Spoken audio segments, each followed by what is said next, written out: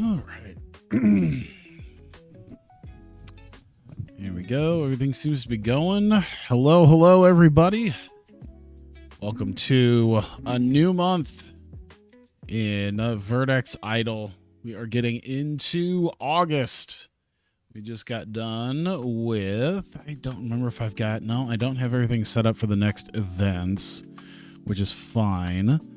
But yeah, we just got done with the Summergate event for Idle Pro, and then we've got this month, we are working our way towards, I believe it's Damnation. Yeah, Damnation would be the next one at the end of the month, and I think, is that when we're gonna do it? I'm trying to think if that's when we're gonna do it. I think so. Yeah, we might have to see if we're gonna move that or not, or we could just do without the rascals. We can figure something else out. We do have adrenaline going on with that. That's already taken care of. That stuff's good, but I do need to switch back over and actually change this out. Let me take a look at my schedule real quick, because we've got just our live tour show coming up first.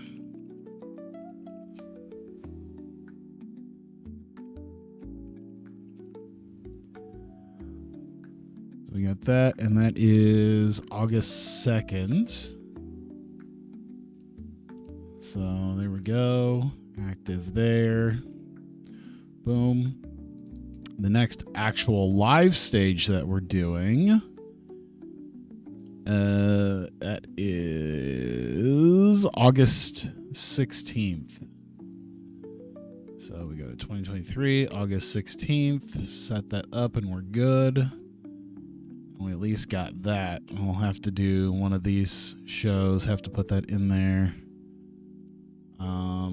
Might have to change that. We'll get to that when we get to that point. As far as the end of next month, that'll be a problem for next month, but that's fine. At least at this point, we should be good. So yeah, we've got immediately our next show tomorrow night as we head to Nagoya for one of our just little pop-up shows, little spot show. Other than that, I don't think there was there any? Oh, that's right. I was picking somebody up. I think because of the way I booked already this particular first couple of weeks, I think I'll probably just do that plus 1, 2, 3. Let's do 4 appearances. I think I originally thought 5, but I think I'm not putting her in this next one, in this first live stage. So that'll put, if we do the next 3 plus the big show next month, 4 appearances should be fine. Go ahead and make that happen. Then at that point, we're pretty much headed on to the next day, because there's not really anything else we're grabbing.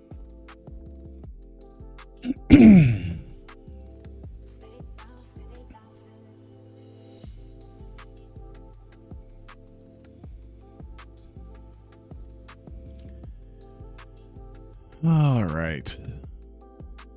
Let me see here. So minor events. go. Best thing. Let's see. Anything. Not much. Adam Cole on loan. Okay, so not much going on. It looks like Kanemaru retirement. I think he actually just retired in real life like a year or so ago, I think. So we've got our first show. Give the night off. I mean, it's fine. It is what it is. Yeah, it's like venue location. We're in Nagoya. I never remember which. Okay, cool. Club Diamond Hall. Select that. Not broadcasting. No booking team meeting. Locker room incidents. Would I be able to use her tonight? I'm trying to see if there's a spot we might want to use her. Mia Shirai's her mentor. She has mutual respect with Mia Shirai. Could I change one of the other potential people?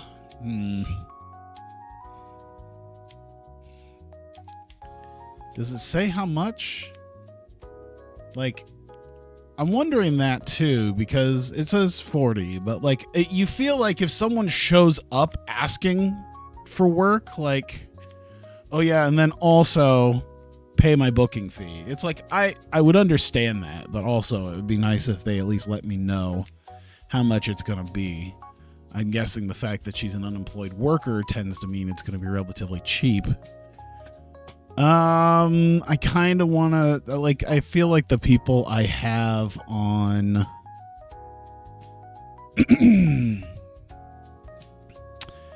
fuck, I can, yeah, we'll do a one night deal. Yeah, I'll change one of the people out. Miku Kanai is brought before Restless Court, forgetting to shake another worker's hand. I don't think that. I wish that would be with something that, like, if it's something based not in America, that wouldn't be a thing, because I feel like that's very much an old school American promotion thing. All right. Relatively easy for these spot shows is the fact that just got to throw in a couple of angles, and that's about it. Everything else is just throwing on some matches, because we're just doing a nice little spot show here. So, Lady C, speaking of Miku, throw that in there. We're doing 8 minutes total. 6-minute opener sounds about right. Lady C, open match, clean win. All right, next one.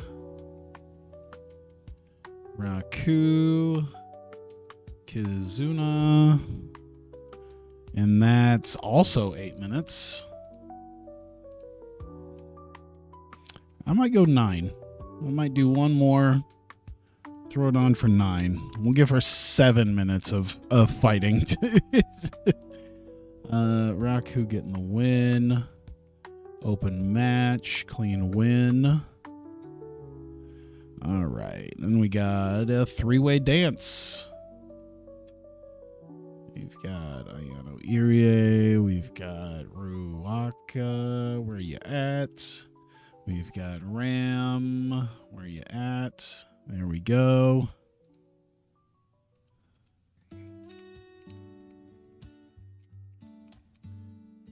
And 15 minutes total. And Ayano getting the win. Open match. I would go with clean win. And Ruaka's definitely the first elimination in that one. There we go. Another one-on-one. this shouldn't lose us a ton of money. We're generally keeping to relatively inexpensive people. And 12 minutes, so we're good there. Arena. Open match. Tainted with a flash pinfall.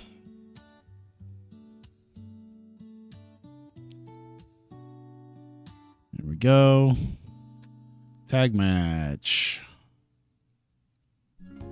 We've got Arisu and Hina taking on Haruna Neko and Miyako Matsumoto.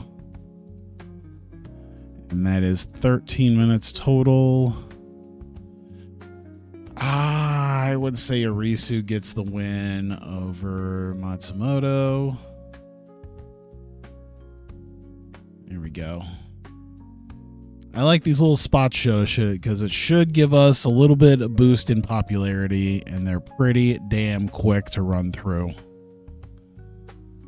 All right, main event time.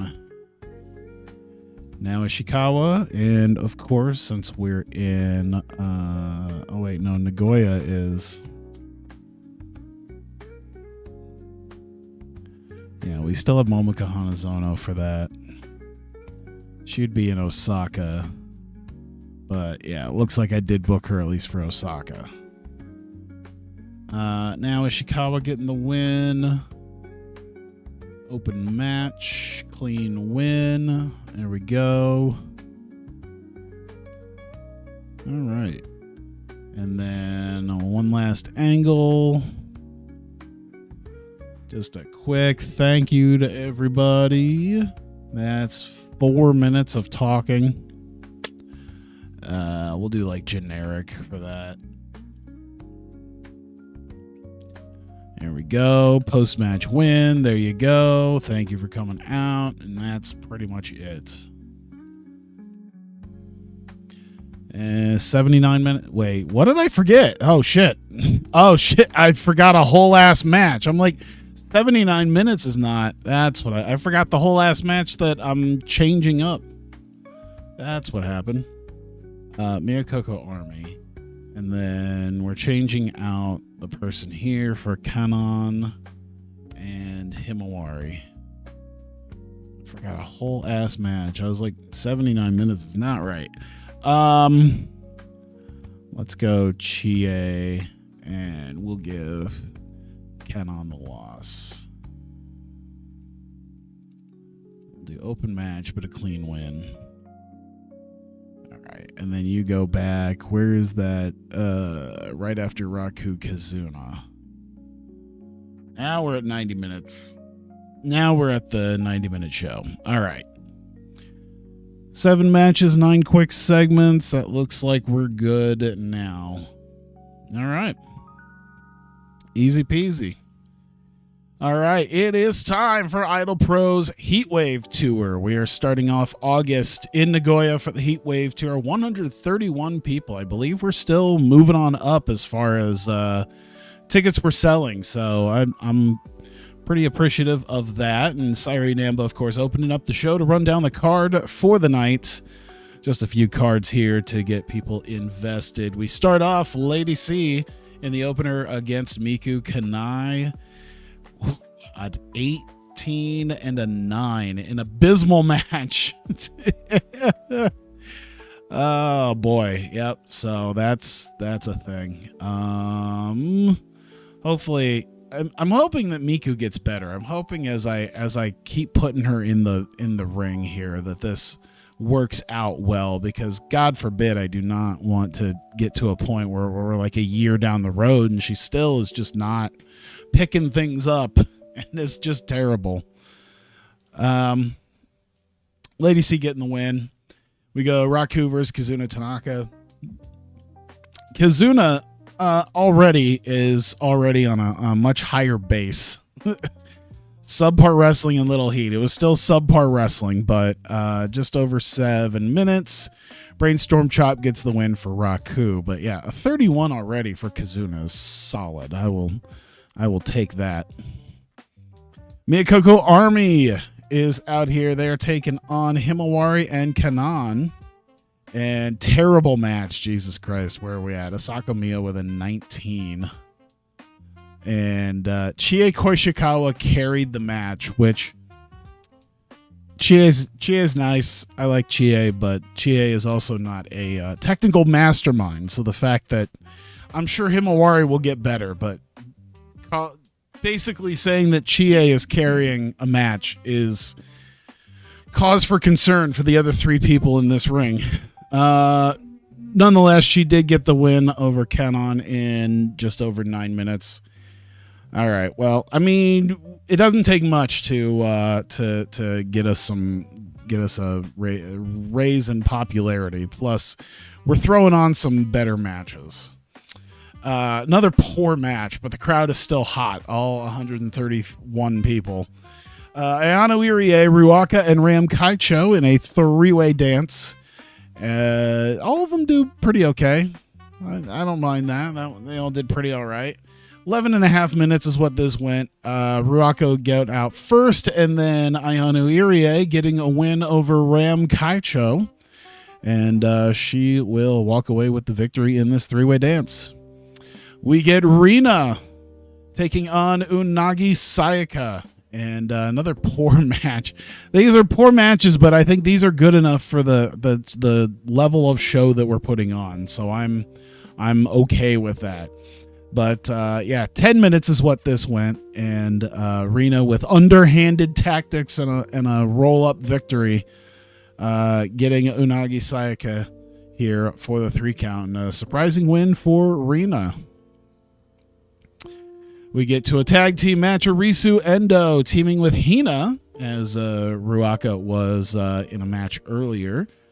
And they are taking on Haruna Neko and someone that they had fought just a few months before, the leader of the Miyakoko Army, Miyako Matsumoto. As would be expected, not a lot of solid communication between Neko and Matsumoto. Another poor match, but that did allow Arisu Endo to pin Miyako Matsumoto in just under 11 minutes. So Arisu and Hina getting the victory here. Main event time. Now Ishikawa taking on Momoka Hanazono. Another poor match. Jesus. But nonetheless, that went nearly 13 and a half minutes. Now Ishikawa getting the win over Momoka in the main event. And then, of course, after that, thanks everyone for coming out. And she hopes to team with Yuki Arai very soon and hopefully fight for the Twin Spirit titles. Of course, I believe they came off of a win at Summer Gate. So, hoping upon hope didn't result in any popularity changes. Oof. Yeah, I probably could have rearranged a couple things and probably would have done a little bit better. And then we lost $2,000 on that as well. But, you know, the whole thing is supposed to eventually get us some more popularity, but that ended up basically being a wash. That ended up basically just being a show, a way to lose $2,000 and have nothing come of it, really, except maybe, I guess, get some people some ring time. Let's see here. Shelton Benjamin hangs his boots up. Okay. Let's see. Chris Hero responds. Mustafa Ali, who of course noted for his great physique, has courted controversy that he thinks any wrestlers who are not in shape are unprofessional. And of all people, Chris Hero calls him out. Yep, that will do it. To be like, hey, fat dudes are quite talented too. Jacob Fatu bonds with Dominic Mysterio. Oh, they're both in AEW though. I didn't. Man, I gotta see what the AEW and WWE rosters look like at some point. Just take some time to take a look at that. While I'm here, let me make sure I get the next event set. So we're going to go to Osaka, which I think will at least do a little bit better for us.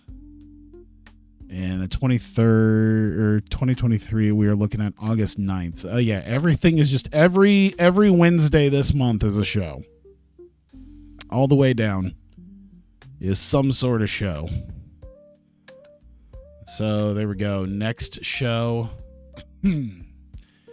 happening there. Let me make sure everything's... Yep, so our next two events are set up. And then, of course, after our third event, we will set up for the end of the month. I don't think there was... Oh, we did have something here. Kenon has been... Raku is a natural talker. She's worth giving promo time, in my opinion. Okay. Interesting to note. Uh-oh. What do you got here? Yep, Shelton Benjamin is retired. It's fine. I got, what, 2 matches out of him in the tournament, which is coming up at the end on next month, so I got to figure out who my wild cards are going to be this time. I did look already at some people, and I think I have a couple people in mind, so I'm pretty okay with it. I need to move over because Vertigo will be our next one. So let's see here. New champion of DDT, the Extreme title. Okay, that's not much. Bunch of people bonding with each other. Oh no, an enormous bust up between Naruki Doi and Danshoku Dino. Gee. Those are kind of opposite dudes. Ashley Lane agrees to deal with WWE. You'd think they would have gotten her like 15 years ago, but nope. Kaza got a straightened wrist. New champion of Ring of Honor, Women's World Champion Miranda Elise. Well, at least she's getting somewhere. At least she's getting some. Oh boy, people want raises. What? $60 pay raise? Yeah, sure. $60 pay raise, I guess. $60 pay raise, I guess. You think I'm made of money? We do have some money. But you think I'm made of money?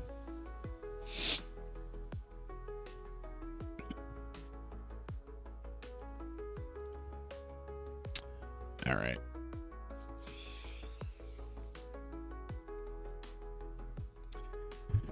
I'll give the night off. Let me see here. Shit, that's not what I wanted to do. Give me a minute.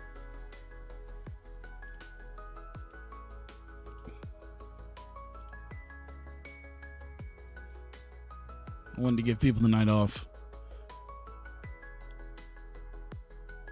I mean, I didn't have to really do that exactly, but yeah, I don't want you accidentally getting put in there. I don't want you accidentally getting put as a road agent. I think everybody else is fine. I think at a certain point, just because of the fact that he's been putting on shit show matches, plus he can't hardly wrestle, it feels like anymore. I mean, a 52 at this point. I feel like I might just have to send Nakamura out completely. Yeah, he's not coming in, though. All right. Venue location, our arena, broadcasters, broadcast the show, pre-show incidents. The sound system has gone AWOL. Live events to the penalty of the overall show rating. Great. Locker room incidents. All right, just some drills, and that's been it. All right. And we're not addressing the locker room because it's a who gives a shit show. 607 is what we've had. We're moving up a little bit. Over 600 is kind of what I'm hoping for. Continuing on. So we got Angle to start out. I always got to be real careful with ones where I'm not spending an absolute crap load of money here. So 1 minute. This is a video, pre-taped video. Character development. We just need one of our commentators to be the host so that off screen We can have Taylor Wyndham and Ricky Starks. All right, do that.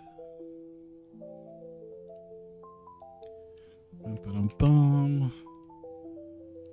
Drop an angle on there. Promo from last week. Oh, we got another one. This is an outside broadcast video, pre-taped. I mean, can I do backstage where it's technically backstage pre-taped video?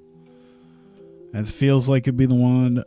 Wyndham, so it's Taylor Wyndham.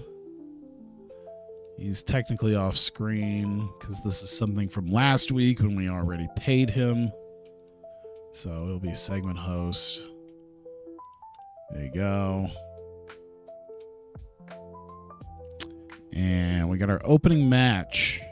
It looks like tag match. We got the Acclaimed. We got the Throwbacks. And it is 10 minutes long. We'll do Bowens over. I guess it doesn't really matter. Open match. Tainted win. So they're going to cheat to win. But it will give them a win. All right. Let me see here. We've got a Starks pre-tape. So another one of Ricky Starks kind of talking about his loss last week. That is an outside broadcast video pre-taped, and it is character development. Once again, we just have a segment host, and Ricky Starks is off screen. I almost put he's cutting a promo, which he is, but not paying him $600, $700 for it. There we go. Everything's looking pretty okay already, right? All right. There we go. Drop that in. Yeah. Okay, so 3 minutes in the ring. We're at least doing a live promo this time. So he's going to come out. He's going to talk. We're going to have Odinson. He's going to be intimidation. And that will lead to match. 1v1. We've got exclude already booked. Odinson and Joe Hennig. That's going 10 minutes total, so an 8-minute match. Odinson, of course, is just going to smash Joe Hennig. He's going to try, but it's not going to mean much. There we go. And next angle. It's a speedball vignette. We are doing 2 outside broadcast video, pre-tape, character developments.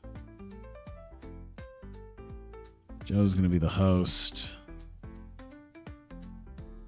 Sorry, everybody. We do not have money to bring these people in. We're still like, I think we're still like $4,000 in the hole, $5,000 in the hole. How poor are we? Yeah, we're still $3,000 in the hole, and I think we're still going to end up losing money on this, but Jesus. We still owe people money, but we're trying to turn it around where we don't lose everything. I think getting rid of Nakamura is going to help, but also I've also got 2 other guys in my tag division who cost me a bunch of money. I still even brought Alex Shelley back after like over a month. Jesus. It's because he's pricey and I got to use my money for other people that I'm actively using. I need to bring back Shelley though.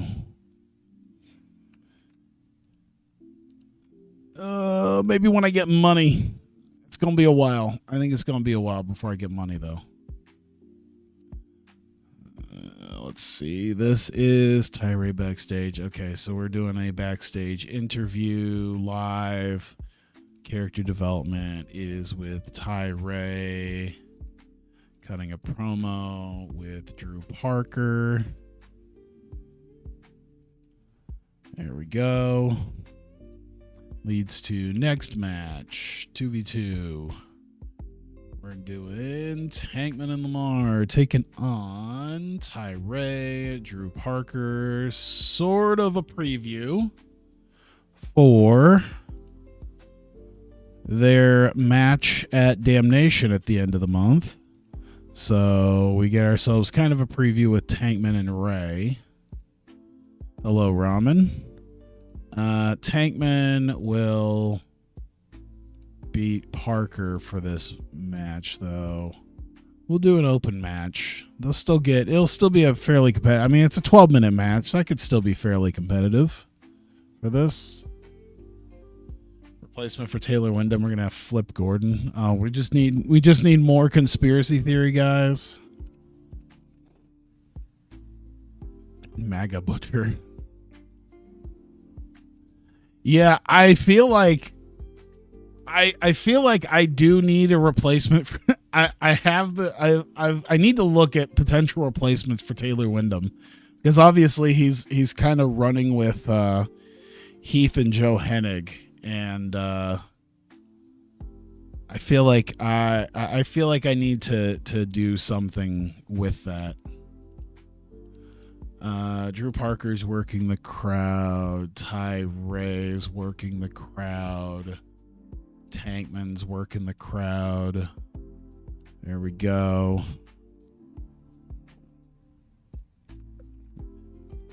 I don't know if I'm going to do quite a conspiracy theory InfoWars type thing. But yeah, I feel like there's a need for a replacement. I'm sure I can find some ex WWE guy that can I was gonna say ex WWE jobber here. We've already got Matt Cardona. Of course of course in real life he went from ex WWE jobber to current WWE jobber. So let's see here. Segment host. Is he still getting... I don't really watch much WWE. I don't know if you do, Roman. Is he still getting just absolutely geeked out every week? Or almost every week? Rhett Titus off screen. Kenny King off screen. There we go. Book it. We got Tim Donst. We've got Ryan Davidson. I forgot he existed. I think a lot of people have. I don't know. Anytime I hear about Cardona anymore, he's just been getting geeked out by somebody. I don't remember the last time he was on TV. Yeah. Last time I remember him being... I know he's been on TV probably like a couple times since. He was attacked by Kit Wilson. That's like the one time. That's like the one of the few segments I'd seen where like Kit Wilson's making his... And that was all the way back like in March, or that was like pre-Mania, wasn't it? I think so, like a week or two before Mania. Clean, decisive win here for Donst.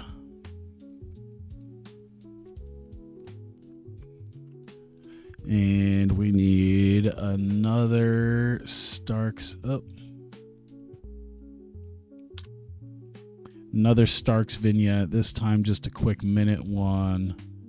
Video, pre-tape, character development. Joe, segment host. Ricky Starks, off screen. Book it. Okay, I'm still not paying an absorbent amount of money, so I might get away with it not being terrible. I wanted to LARP being an indie leader, only get book less for... Yeah. I mean, to be fair, like what Kevin Owens was right, how he was just like, how can you call yourself an indie god? The indie god when you keep begging for a job back in WWE, so they know he's not going to leave if they can help it. It really is just one of those things where it's like, what are you going to do? You going to leave? No, you're not.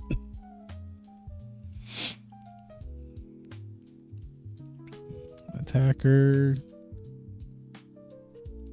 Victim. There we go. Okay, nothing exact, but we still need to throw in a match. Let's see, Eddie Edwards, Effie. I think Effie is probably, because there's like a small list of guys where I'm probably, what makes this hard as well? I was going to say there's a small list of guys that I'm probably phasing out. I know Nakamura is one of them. I probably won't even use Dan Severn. I'd probably just get rid of him quietly. Effie's probably one of those guys, but if I remember right, he's also technically loyal to me. That is mutual respect. I'm his Brett Lauderdale. I'm his Brett Lauderdale, and it makes it difficult to get rid of him. Let's see, Eddie Edwards. I had seen something like, because I was looking at this, something like this when you have a heel kind of winning cleanly.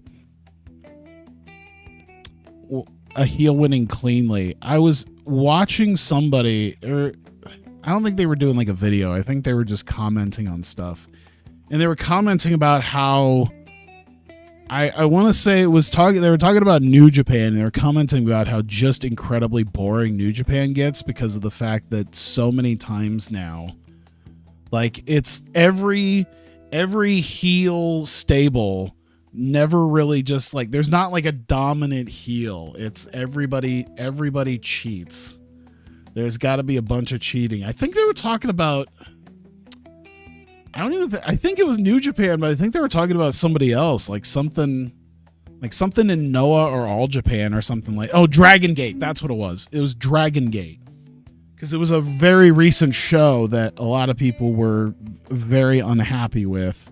It was a guy reviewing Dragon Gate, and he was talking about, I forget which heel unit it was, but I think it was like in the main event where he was talking about how utterly boring it gets when you have somebody who just loses all their credibility in a match by, not even having a guy like kick out or something like that of a move, but to have someone like pull on a leg or something like that, like mess with the ref, rather than, maybe try to make them look a little strong. That's what it was. It was Dragon Gate. And yeah, he was talking about, it was just like how bad it was, because it's like you're not allowing anybody to really get you're not really allowing anybody to get like any real movement to try to look like they're a threat, because it's all just cheating.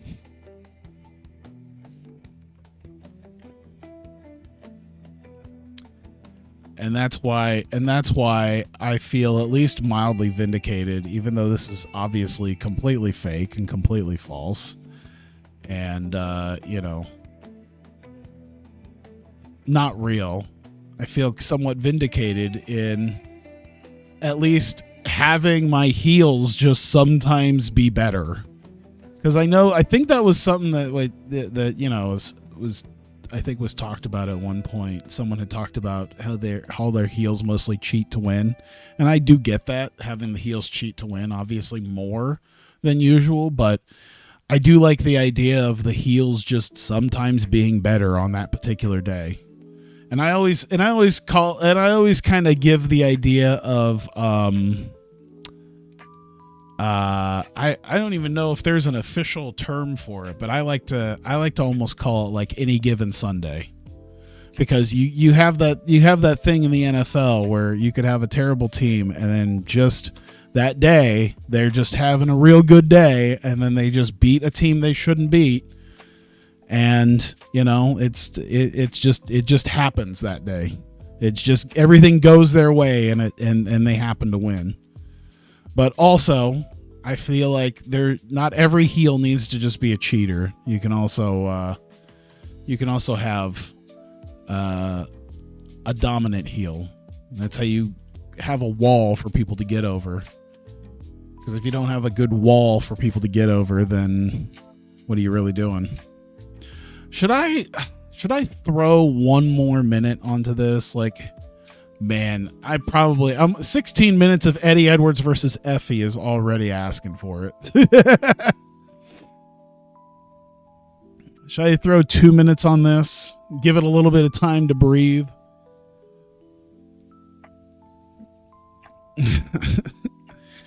Six 16 minutes of Eddie Edwards versus Effie is already a lot to ask. How much was that? How long was that Effie match against? I'd have to look. I wonder if Cage Match should probably have the match length. So I wonder how long that infamous Effie match that happened with Jesus Christ, Alley Catch went.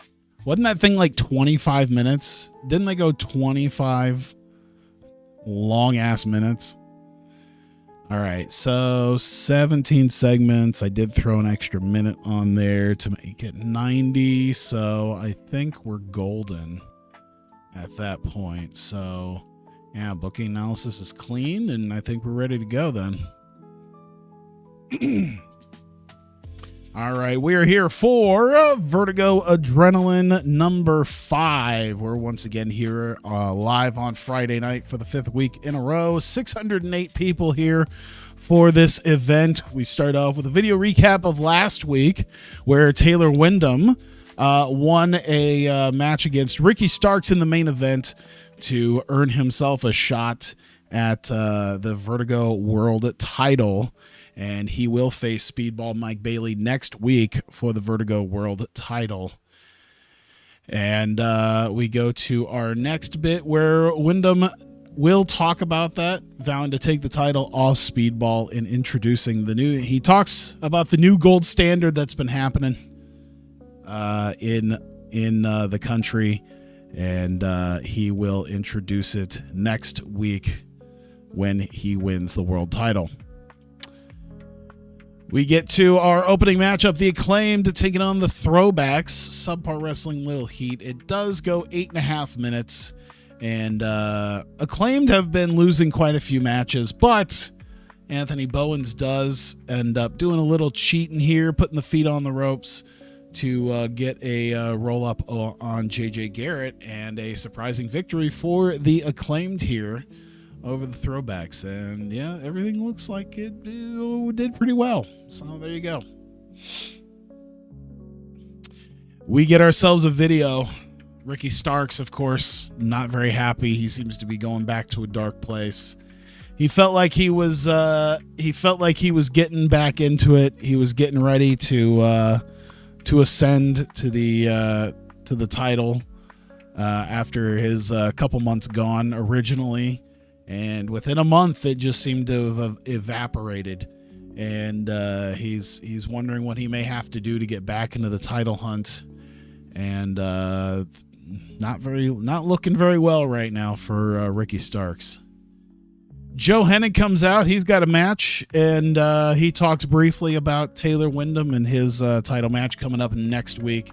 And he's coming out by himself this week. He wants a fight to prove the Fed and their dominance in Vertigo. He said, you know what, Taylor Wyndham got himself a match. He got himself a world title match. I think I could do pretty well for myself. Open challenge comes out, and unfortunately for him, it is one half of the end. It is Odinson, and he looks pissed. And with that, Hennig not very thrilled about the match, but he must face him now. Decent wrestling, didn't have much heat, doesn't matter. Odinson gets a... Why does it say handful of tights? I feel like well, hang on, what the... Oh, shit, I didn't mean to do a tainted finish. Oh, I fucked up. That should have been more dominant. We'll pretend it was, I guess. Whoops. Odinson having to cheat to beat Joe Hennig in 8 minutes. But Odinson does at least get the win. It didn't seem to, it made for an awkward bout between the two, but Odinson doing well for himself. All right, 49, not too bad, at least at this level. We get a vignette from Speedball. Mike Bailey, of course, defends the world title next week. He's at the gym. He's doing his kicks. He's doing some punches. He's getting himself prepared to face Taylor Wyndham next week. Talks just a bit about Taylor Wyndham and defending his title. Considers himself a fighting champion and will be there to continue to be champion after next week. We are backstage with Ty Ray and Drew Parker, and they are Ty Ray picked Drew Parker for this match as they're taking on Tankman and Lamar, as of course Ty Ray will defend the Heritage title against Calvin Tankman here at the end of the month. And he picked him, and they talk about the title match as well as their matchup tonight, and to see if they could be successful against the established former champions. And they are not, as we get to the match here. Tankman and Lamar beating Ty Ray and Drew Parker. Fortunately for Ty Ray, did not get involved, was not involved in the actual pinning predicament here. Calvin Tankman did pin Drew Parker in just over 12 minutes. Let's see, times to a definite lack of psychology. Okay, so everyone did seem to do pretty well for themselves. Jesus Christ, they're both in the 60s as well, so should be a solid match, I think, between the two at the big show at Damnation. So there you go, Tankman and Lamar victorious. And with that, Drew Parker, of course, still feeling the effects of the match, apologizes to Ty Ray for the loss. And, of course, Calvin Tankman stands over them with some intimidation motions for the belt. As, of course, he's got his match coming up at the end of the month. So Ty Ray's got a big defense coming up. We'll see what happens there as these two face off at Damnation. I don't even need to hit that x.com link. I don't even need to hit that link because I already know it's I would assume it's the kiss with Yo that happened. I did see that already. That did come across. I forget where I saw it. I don't think it came across my timeline, but I saw something that linked it. So yeah. That's why I assume that is. Because I think it was with a Dragon Gate guy, wasn't it? We get another vignette this time with All Night Express as they view ninjas. They view the Neon Ninjas as fluke champs. They're a little bit disappointed they didn't get to take on Calvin Tankman and Trey Lamar and end their long reign. But they said that despite the 3 matches that the Ninjas went through at Anniversary Blitz, they are fluke champions, and that will be proven at Damnation when they finally get their title match against them. So, of course, ANX challenging for the tag titles. We get Tim Donst in action against Ryan Davidson. Good wrestling, decent reaction. That goes just over 13 and a half minutes. Back and forth between each other. Tim Donst ends up forcing Ryan Davidson to submit with the captain's hook and is successful in this match. Not much else to really say about that. Nothing really super connected between the two here, but strong match for both of them. Once again, we get back to another Ricky Starks vignette, this time fairly quick, as, like I said, he'd been going down a dark path after being cheated out of his title match last week. He vows he will fight for the title if it's the last thing he does. So it seems like Ricky Starks is pretty bound and determined to get himself back into the title hunt. And we'll just have to see what comes of that. We get to our next match, our main event, Eddie Edwards taking on Effie. And Eddie Edwards is going to start the match as Effie is coming out and attack him. Throw him around ringside a little bit, beat him up, and then throw him back in the ring. And the match will officially start between the two. Effie does what he can to fight back. Pretty much back and forth there, despite the attack by Edwards. Great wrestling, decent reaction from the crowd. He does manage to last about 15 and a half minutes, but eventually succumbs to the die-hard Flosion, and Eddie Edwards grabs the victory in tonight's main event. After the match, he claims he is the best, as he proved himself last week, I believe it was. I'd have to see exactly what it was, but he's been able to prove himself as a contender to a title, and challenges anyone to prove him wrong. And with that, to end the show, one called Manders comes out, answers the call, and the two of them have a stare down to end the show. And that is how we will end Adrenaline 56 strong, as that is, yeah, show appeared worse because your pre-show equipment problems. It still had a strong showing despite that, so I will be a-okay with that. Financial report, we lost less than $1,000. I will take it. Less than $1,000 was lost, and I believe we've made almost as much, or will make almost as much over the course of the next few weeks with sponsors. So we did gain pretty much everywhere except the Midwest. Really, it I guess wasn't a good enough show to gain popularity. That's not good. That's not good that we're stalling out, though. I'm not. Hopefully next week's show will get us to at least 40. I think we need to get at least to 41, I believe, is the magic number. So we'll see.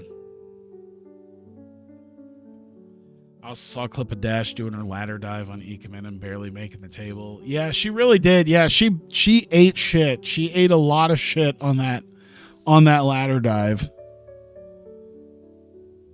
She didn't do that before the pregnancy, right? I mean, that was only like a month ago or so, wasn't it? That match? You don't really know you're pregnant until you're like a month and a half to 2 months in. So the good news is it's probably small enough that, probably be okay. A lot of people leaving NCW. NCW. Northern Championship Wrestling. Are they losing a lot of money? They've been losing money. They barely made money. They've been losing money. Man, $250,000. I'd love to have that. Adam Cole, the performer of the night on SmackDown. Other than that, not much. Fractured wrist from Mark Davis. Where's Mark Davis at? Everywhere. Everywhere is where Mark Davis is at. Rev Pro morale issues. Not much else going on. So we can get to Wednesday. Oh, we got 11,500 people, though. That's good. Man, I could really use something of a... Well, maybe not Triller, because Triller doesn't seem to pay people. But, yeah, I would love to be able to get somewhere where we can make some money actually broadcasting our stuff. 39 is not good to where have we been? We've been stuck on 39. We got to 39 last month, but I need to get up there because I believe 41 is the magic number for ticket prices. That's the next one. It's only what? It's only like it's $2 extra per person, but you know, over the course of 600 people coming in every week, you're talking an extra $1,200 right there just by bumping it up just a little bit. Just a little bit gets us an extra $1,200, and that boosts our that does well to boost our budget. And considering we're $4,000 in debt, we could use a budget boost. Speaking of, I'll wait till we get maybe on the next stream when we get towards the end of the month. I can see what the performances look like money wise between the two between the two companies because we're losing some money, but Cork and Hall at the end of the month always pretty much nets us a good chunk of change, so I'm not too worried. I'm at a point where realistically I could do Cork and Hall twice in a month, but I want to keep it feeling somewhat realistic.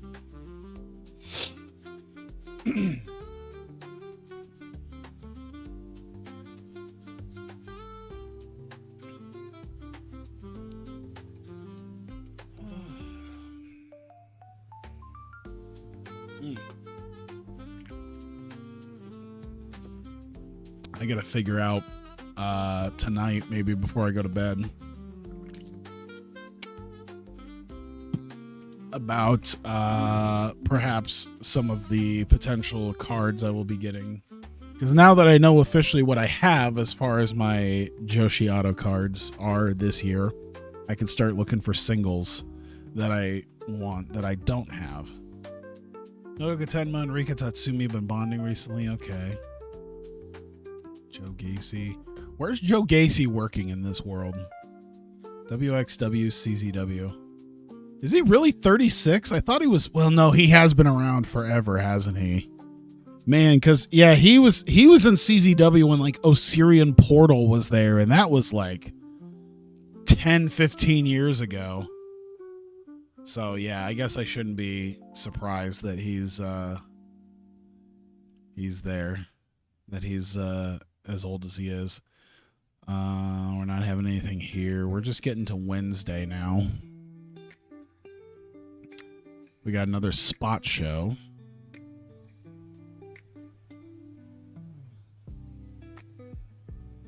I don't think I ever got around to putting the event pictures that I needed to put in.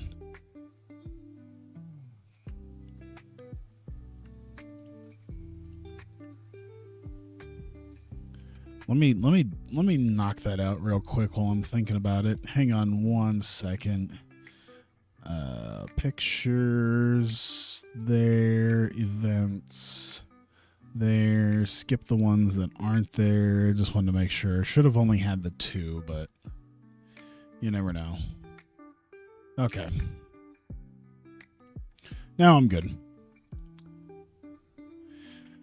Chima promoted in AEW as a locker room leader.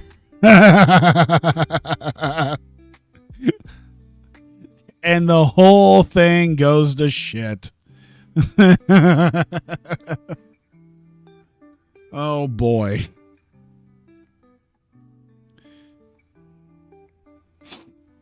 The Guard. A new stable. The Guard. Oh my god. Hang on. The Guard, Chris Jericho, QT Marshall, Bandito, Dominic Mysterio, and Arn Anderson. Like, are you deciding not to call it the Old Guard? Because that's pretty damn close to what we're... Holy shit. Oh my god. Arn Anderson is one thing. But now you've got Dominic Mysterio and Bandito, not only in the Jericho Vortex, but with QT Marshall of all people as well. Poor QT Marshall.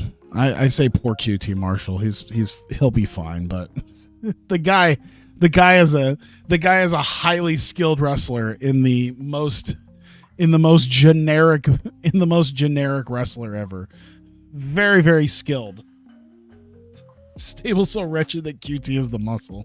I will admit, highly skilled wrestler QT Marshall is. It's just in the blandest package.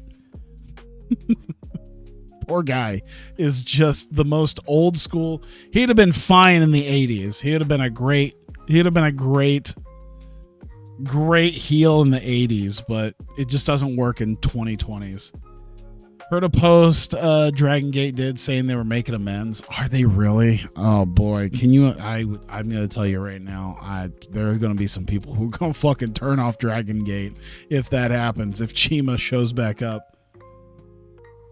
Oh, can you imagine Chima and T-Hawk showing back up in Dragon Gate at this point?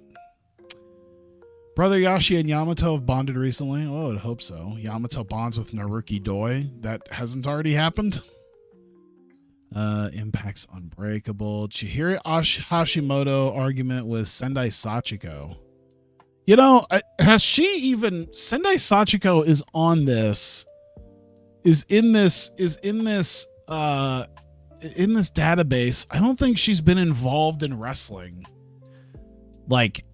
in years at this point. I don't even know why she's here as opposed to just being like in the business. You know, I don't know why she's just not just put out of the business. I don't think Sendai Sachiko has done anything for wrestling other than occasionally show up for her sister. Oh boy, that'd be another. Wow, the hits just keep on coming. Vaney is the World of Stardom champion. That would be... Oh, boy, I can only imagine if that happened. Can you imagine if that happened in real life? Anyone who knows Joshi Wrestling, especially Vaney. Holy shit, there would be no middle ground on what you would feel about Vaney winning the World of Stardom title.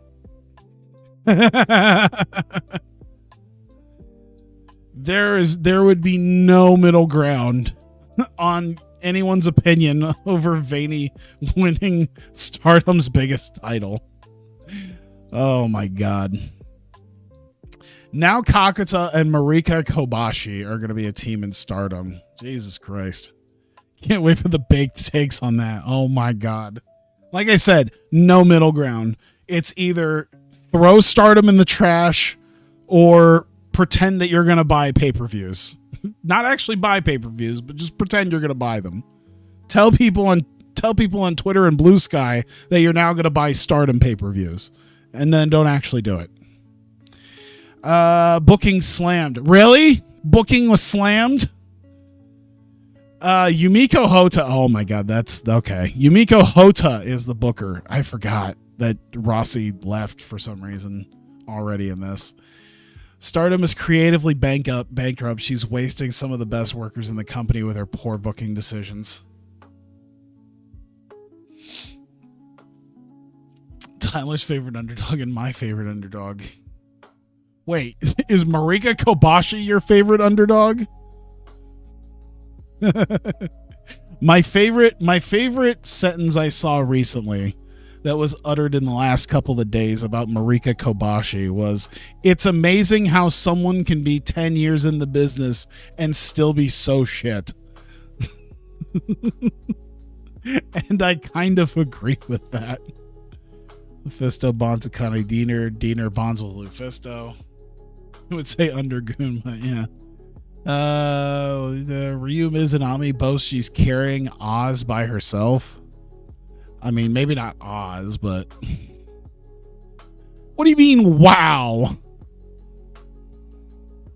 Jeez. Listen. If I could be somewhat realistic about Chika Nanase, I feel like you could be somewhat realistic about Marika Kobashi.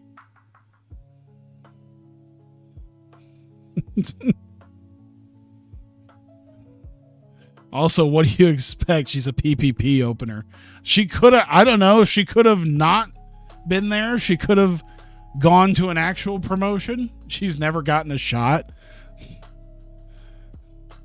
Yeah, she could have. Yeah, she could have had a shot. Just stayed in TJPW and try not to be a model. There you go. Done. Just stay in TJ. I feel like it probably would have done her better to just stay, but then she didn't. So now she's in PPP. Also, doesn't she work a bunch of other, like, she isn't just a PPP opener. She also works a bunch of other small promotions, right? Marika Kobashi. I mean, not right this second because she's over in what, Malaysia now? Bruh, that is way too many sevens. When did those come around? Really? A 7 and an 8 in 2023 and 2024?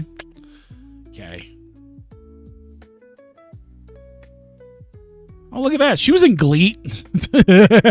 she had quite a few matches in GLEAT. There you go. Yeah, she's not going to help her case out when she's facing people like Non-Toraga.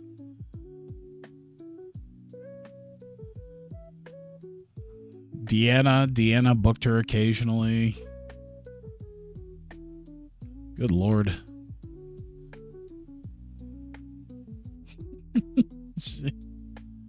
She had she tag teamed with Joji Otani at some point. I could see her trying to hit on Joji. He'd be like, too old. You're about 8 years too old for me. Yo injured. New champion in Ice Ribbon. Mika Ozaki just won the Triangle Ribbon title. Big R Shimizu sidelined. Damaged elbow. All right. Well, not much of anything, man. There.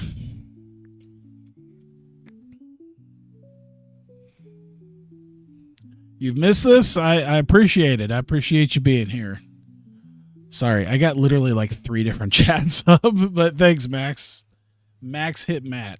Thank you. I appreciate it. This is my second stream I'm attempting with Kick. It looks like that's, yeah, I decided to branch out to that, but I haven't even like put it in any of my stuff that I'm also on Kick, but I just kind of started doing that because I figured, well, branch out more and more if I can. Watch it to this day. You've watched through it like 4 times. Well, I apologize because it seems like it's every week or two I end up getting some sort of thing for Hawkeye Pro Wrestling that's like, yeah, we had to mute it, or you're not allowed to monetize it, or something like that. So I don't know what it's doing to the old videos, but I know that none of it's good. Don Callis bonds with James Mitchell. I figured that would have happened 25 years ago. Stomp out Cancer 6. Okay. Not much here as we go on to our next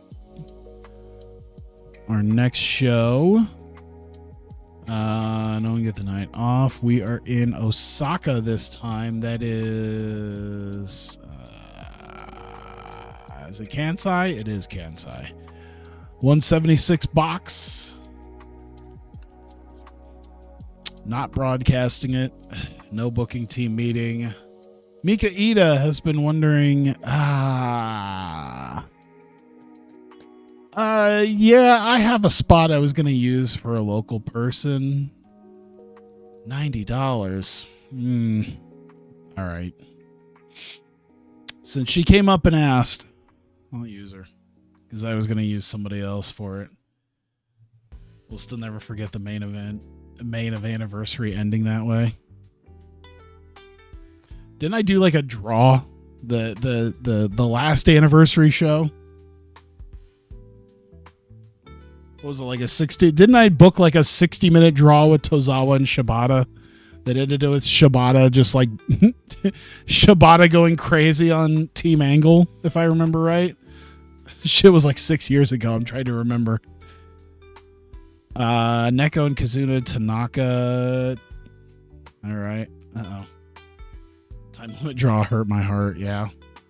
You know, there was a plan originally to have Shibata re-challenge for the title like 6 weeks later at because I was doing like the Infamous shows, because the Infamous shows at the time were basically like my Saturday night's main event. So yeah, I didn't end up changing my booking, even though I knew there was a finality to it. But there was a plan originally to have him fight like 6 weeks later.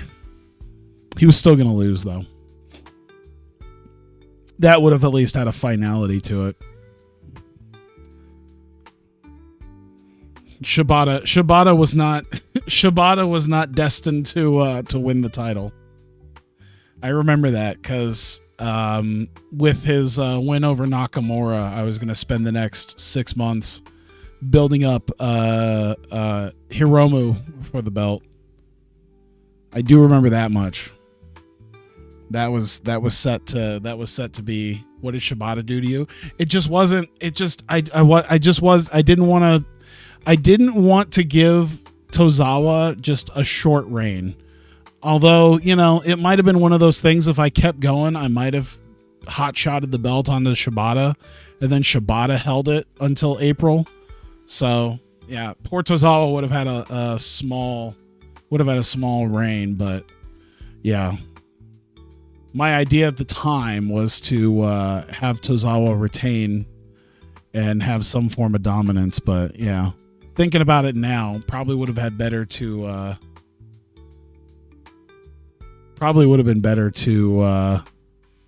have Shibata probably win at that match. Let me throw an angle in here. Nox Raijin. Wait, did he actually? Is that a meme, or has he actually shown up? Because as far as I know, it was just like he's planning on signing and planning on debuting. As far as I know, he hasn't actually debuted. Don't tell me that Nox Raijin is an actual thing. I know Naraku is a thing.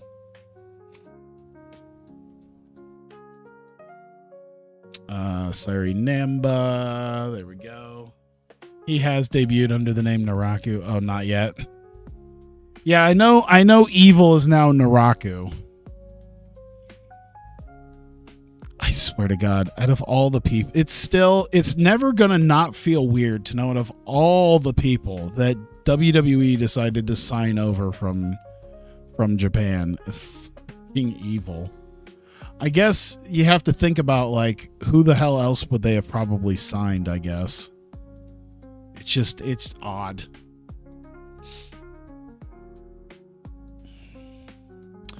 All right. Spot show means it should be easy enough to just bust through this real quick. Osako, Kizuna. Yeah. 8 minutes. Osako. Open match. Clean win. Here we go. WWE fans on Twitter shitting on the STO. Callum Newman. No, he's totally going to stay with Japan for the next 2 years until AEW signs him. Hiromu I can see being goofy enough. Hiromu isn't the most surprising. I think the fact that he's probably at least 40 now, isn't he? Hiromu's been around forever. He's got to be almost 40 if he's not already there.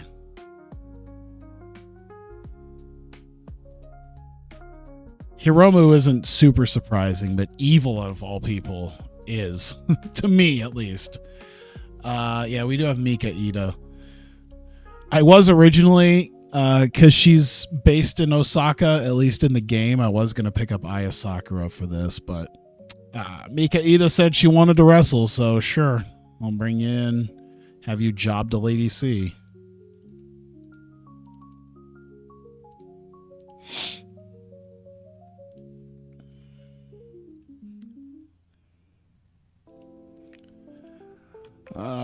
Let's see. Asahi and Arisu, Chie and Himawari.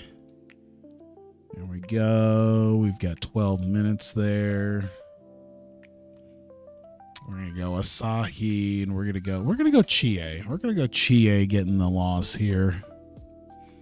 This is a match Asahi should be carrying. Maybe not carrying everybody, but she should be doing. This is one Asahi should have the best performance out of everybody. Arisu Endo probably a close second at this point. I don't know what's Arisu been doing as far as her matches have been concerned with me. What did she just get? Arisu got a 36. Okay, not terrible.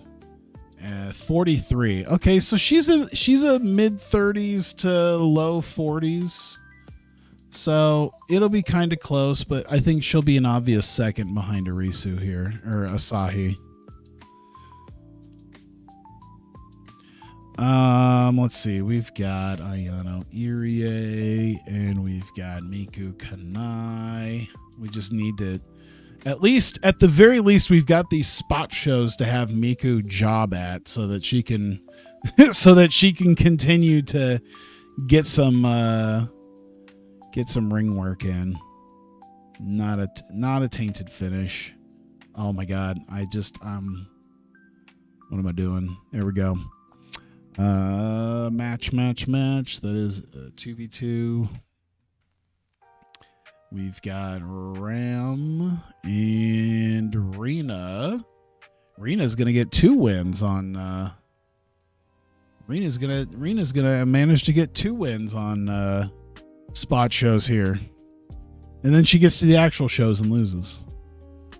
She's gonna be I should have that because I already use Asahi and I think Yuri a lot for the spot shows because they're still relatively cheap and they're highly skilled. So they're kind of already my queens of the spot shows. But yeah, having a lower tier non-main event queen of the spot show should probably help. You know what? I think Rena should get Rena getting the win. We'll have Chi-Chi. You know what? Rena will pin her sister. Why not? Didn't we just do this, I think? Rena pinning Hina. We'll do it again. And 3-way dance. We've got Neko. We've got Raku. And we've got Momoka.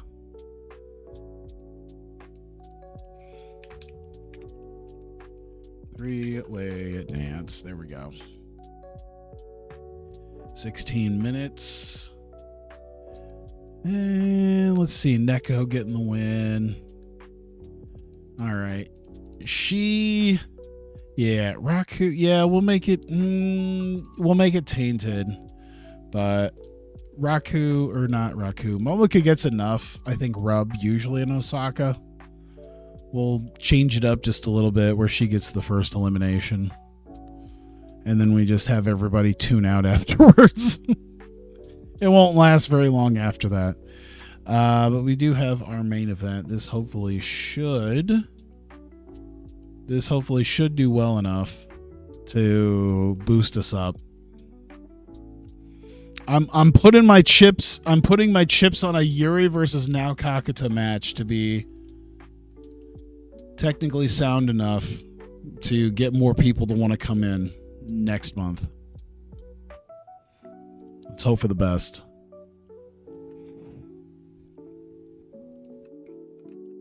Here we go. 3 minutes in the ring angle. We'll do generic, and it's Yuri. She's talking. There we go. Boom. All right, everything should be good. Yeah, those are all completely unnecessary. So 90 minutes, that's what I got. 9 segments, that's what I got. All right, so we're good.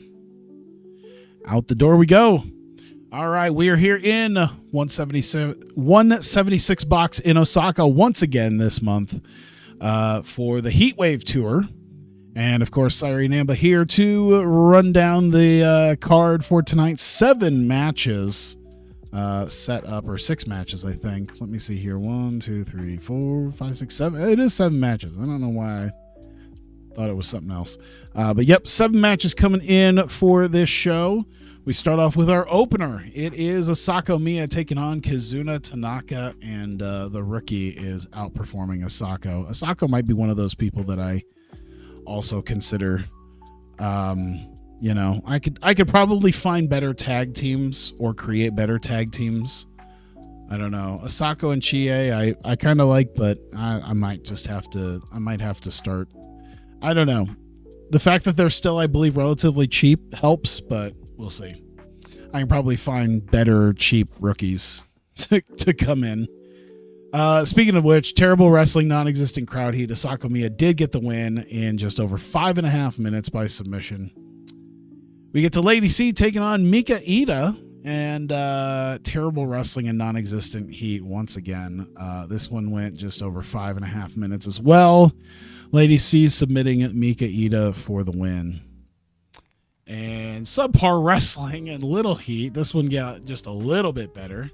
Yeah, Asahi did do... Oh, Risu went down to a 31. Jesus. Yeah, she got pulled down by this. So yeah, Arisu, Endo, and Asahi do get the win over Chie Koishikawa and Himawari in just under 10 minutes. Asahi does submit Chie Koishikawa for the win. So there you go. Arisu and Asahi with the victory there. Ayano Irie taking on Miku Kanai. Still not doing so great for Miku here. So Ayano just carrying her through this match. They're in a terrible wrestling and non-existent crowd heat match. She does get the win in 9 minutes by pinfall. So Ayano successful here. Ram Kaicho and Rina taking on Chi-Chi and Hina. Subpar wrestling and little heat, of course. Once again, not great, but 38 is still, I think, good enough. 10.5 minutes.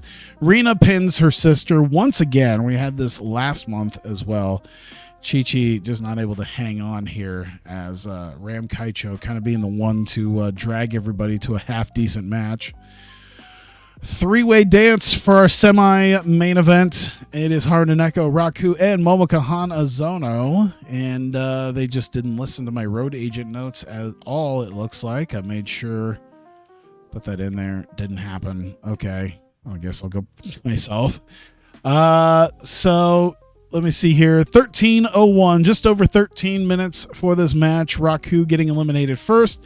Then it came down to the hometown girl, Momoka. And with some cheating, Haruno ends up getting the win in this match here. Main event time, Yuri taking on Nao Kakuta. Oh my god, Nao Kakuta carrying this match. Decent wrestling, didn't have much heat. Did last 13.5 minutes. Yuri did get a win over Nao Kakuta here. A surprising win there for Yuri, but she is challenging for the Fighting Spirit title here very soon. So I guess not super surprising as she's needing a good tune-up match there. She closes the show happy with her singles win and, talks about hopefully being the Fighting Spirit champion. Thanks to crowds for coming out and supporting. And that is it. It did increase our popularity in one region. That's good. It cost us $2,500. Why did it cost us so much money? Who cost us that much money?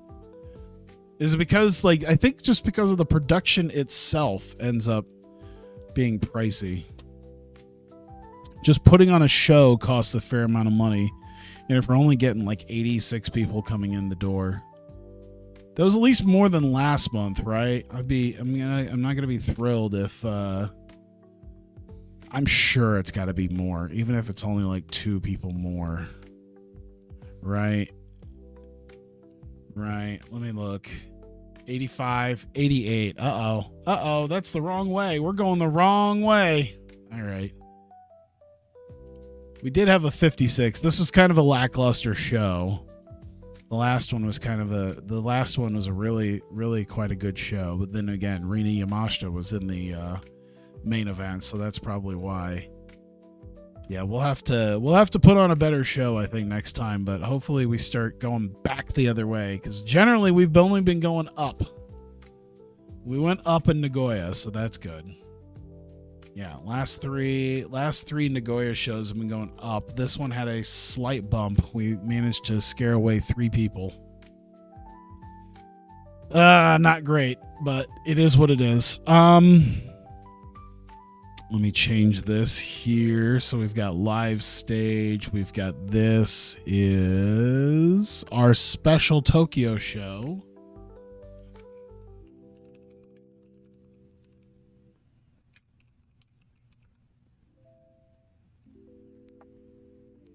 Let me look.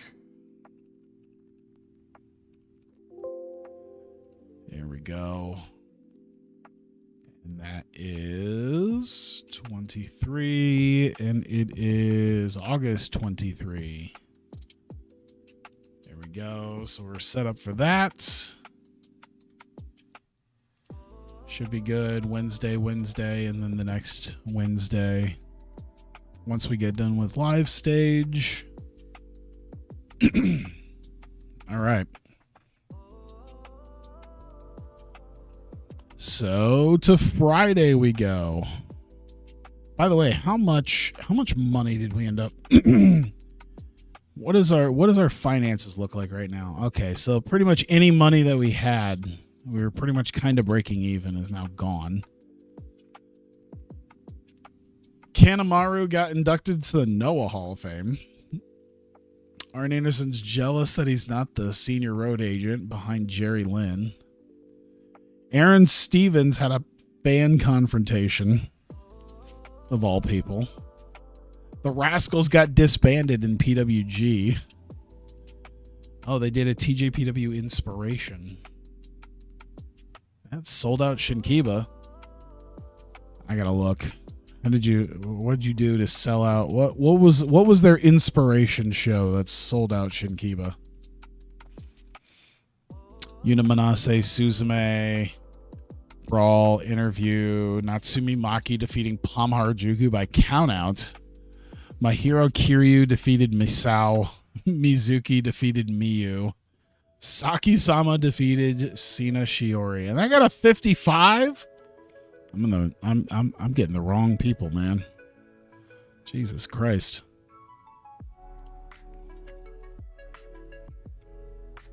The rating that match, the rating of fucking Saki-sama versus Sina Shiori match got.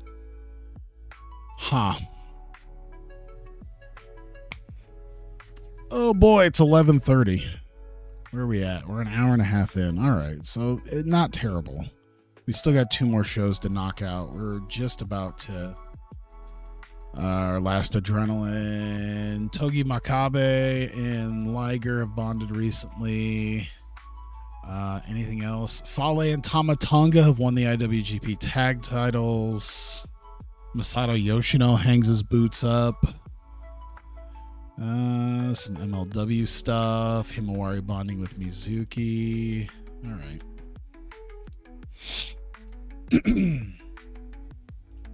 Where's my next event? Okay, this is going to be, it's only going to be Dan Severn given the night off. And I'm probably just going to get rid of him. I just need to remember probably to just consider getting rid of him. Select show venue. All right. We're already deep into the hole, and we're going to be deeper into the hole. Because I need to use the people who are going to be at our major show soon. So, no booking team meeting, locker room instance. Jock Sampson wants to hang out backstage. Sure, why not? There. No address the locker room. Here we go. What have you sent me? This is something only you would know in reference. Uh-oh. What have you sent me? Right-wing e-girl Empath Chan has reportedly passed away following a crack overdose. What?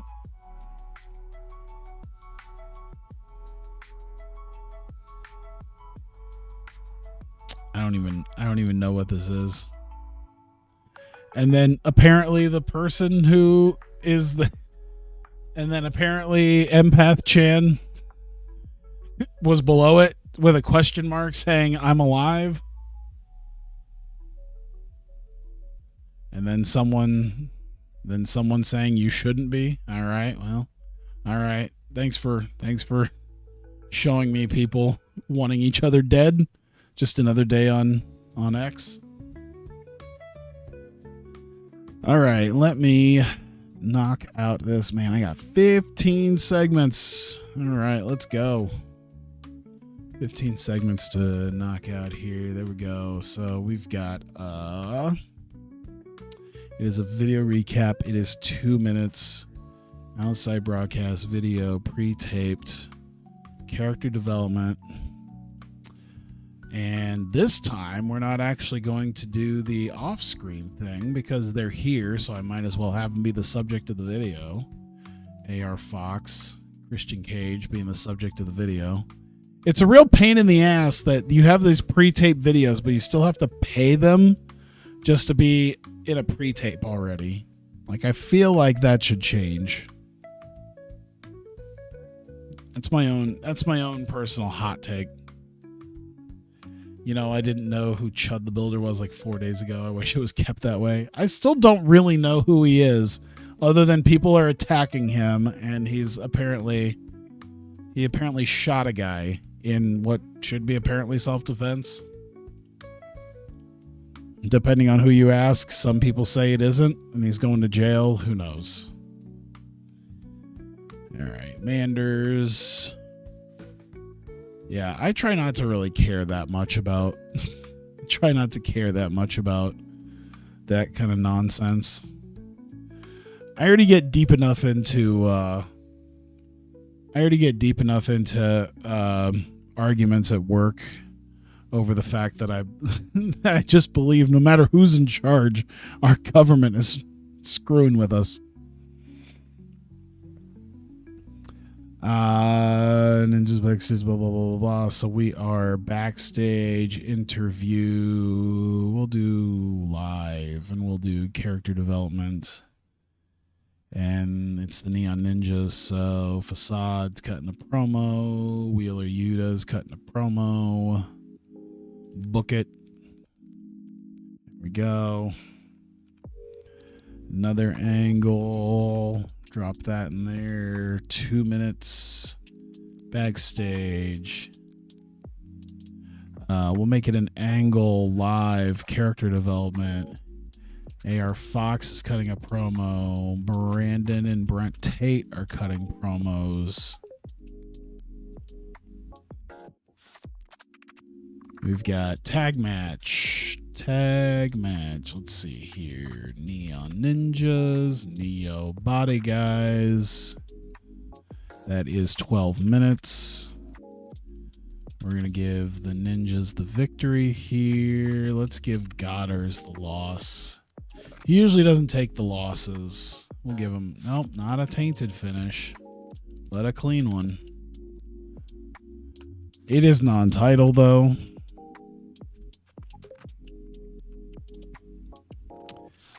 And backstage, blah, blah, blah. That is 1 minute. Backstage, angle, live, care, hype for Mike Bailey. And non-speaking appearance, I guess. And then angle, which is a pre-match. So even though it's a minute, it's in the ring. Angle, character development, I guess. Maybe not character development. Maybe just a generic one. Between Anthony Mayweather working the crowd, JT Dunn working the crowd. There we go. Match 1v1. Exclude booked. Anthony Mayweather, JT Dunn. We're looking at 14 minutes for that. Mayweather getting the victory. Open, clean. There we go. Man, I didn't really add a whole lot of stuff that's really going to rock everybody's world, but I think because I mostly built around like the last 45 minutes of the show. That was really what everything is built around, the last handful of segments. This is an outside broadcast. That's a video. It's pre-taped. It's character development. It's Taylor Wyndham cutting a promo. It's Heath having a cameo appearance, as well as Joe Hennig cameo. There we go. We got an angle.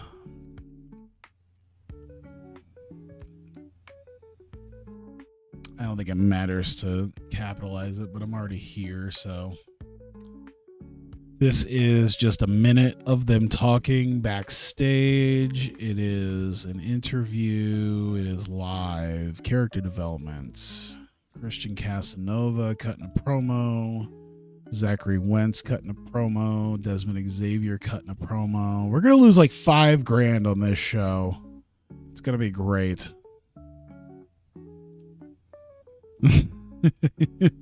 What is it? Six man. It is the Tate twins. It is the Rascals. And then, of course, AR Fox on this side, Casanova on the other side. There we go. 15 minutes. And yeah, we're going to do AR Fox over. Let's give it to Desmond Xavier.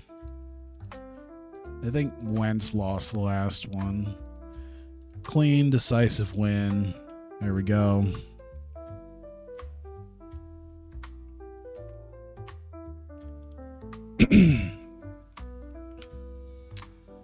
So 2 minutes in the ring, angle live, serious. This is AR Fox working the crowd. This is Christian Cage working the crowd. And then this is Wentz fighting, Xavier fighting, Brandon Tate and Brent Tate fighting. Here we go.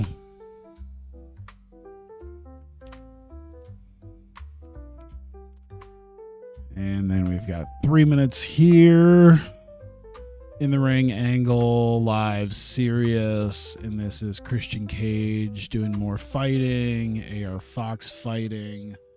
And then Nick Dinsmore is going to be out here for character development.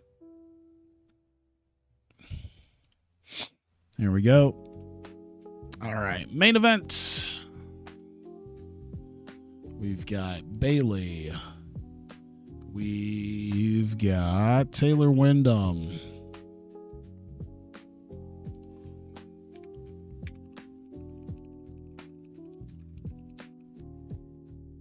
Here we are, 21 minutes. How would you like to watch a Mike Bailey, Bo Dallas 19-minute world title main event? It sounds maybe not like everybody's cup of tea, but I think it'll go well.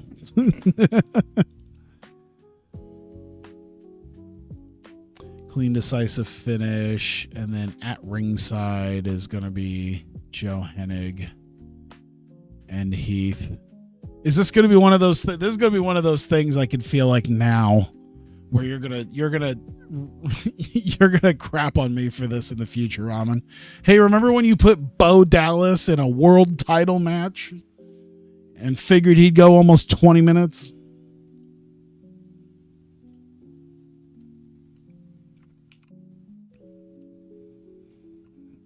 I feel like things have changed in the last year or so. People kind of took him a bit more seriously, even though he's probably not going to wrestle anymore.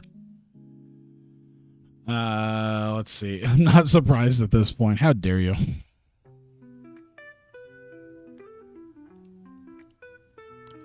Taylor Wyndham victim. Joe Hennig attacker. Heath attacker. There we go. You put Nathan Jones in a world title, 20-minute world title match. You know, it'd be better if Anthony Mayweather had the world title still. And we had Anthony Mayweather versus Taylor Wyndham.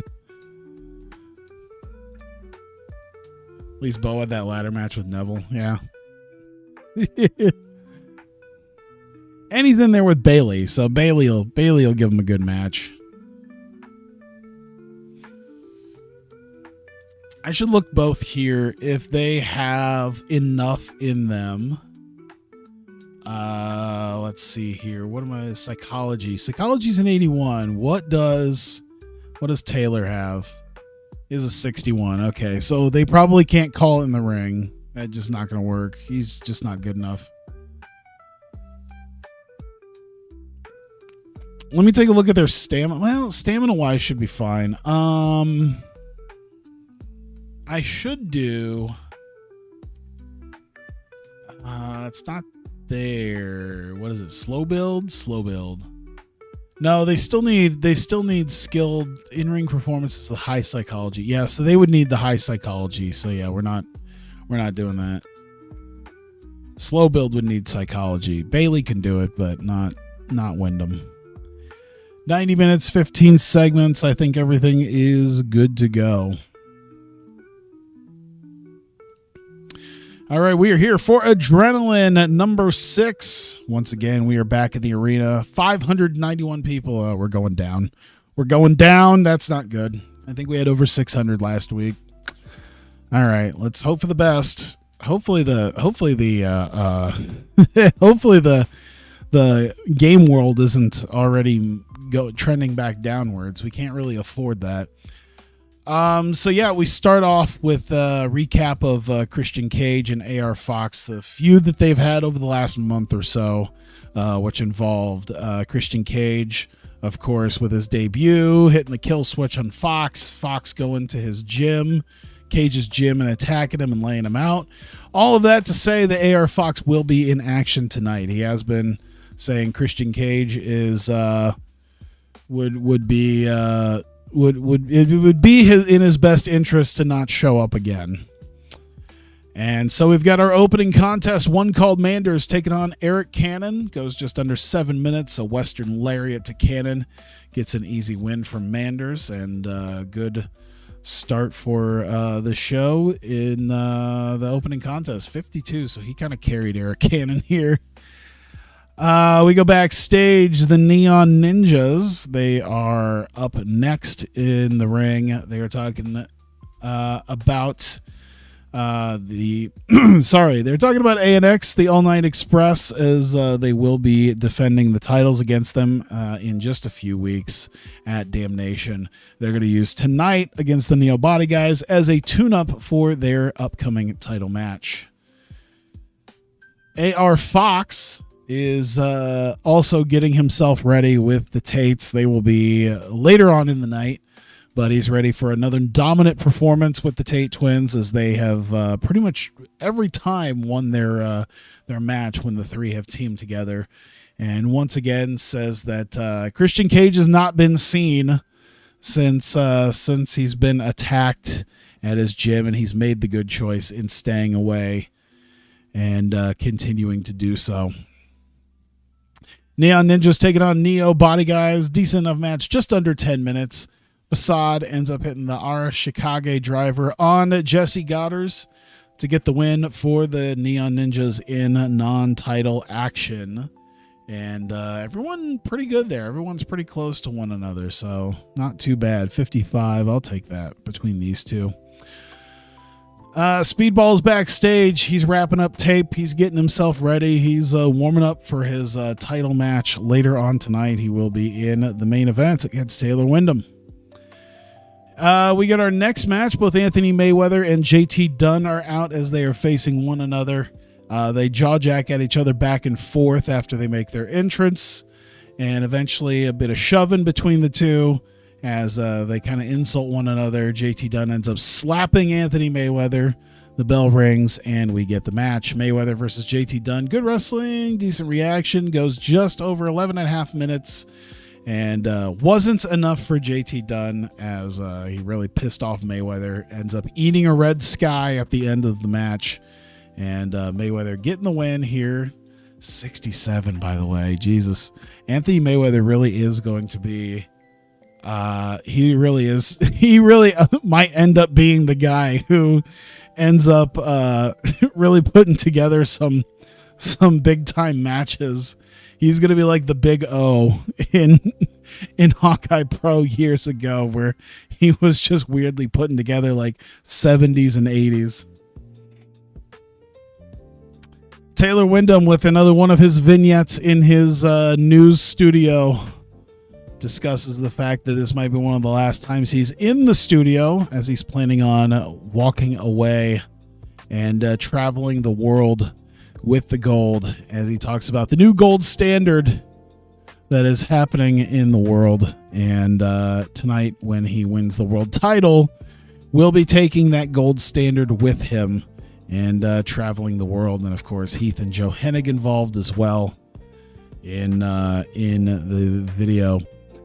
Christian Casanova's backstage with the Rascals. They're coming up next as they're taking on AR Fox and the Tate twins. They've been seeing how AR Fox has been acting, especially towards Christian Cage, and the way he acted towards Christian Casanova. And Casanova, had to deal with him a little over a month ago. But they're planning on winning tonight. You know, they are a strong team, so we'll try to do their best against Fox the Tate twins. Doesn't end up doing too much, though, as they end up losing to AR Fox and the Tate twins in just over 12 minutes. AR Fox ends up getting the Fox catcher on Desmond Xavier and pins him for the 3. Everyone really got in the 50s and 60s here. Like, that's pretty good. Christian Casanova even got into the 60s there as well. So he's doing just as well as the Rascals and AR Fox. And yeah, the Tates, they're down in the 50s, but still not really much worse than anybody else. So, all right.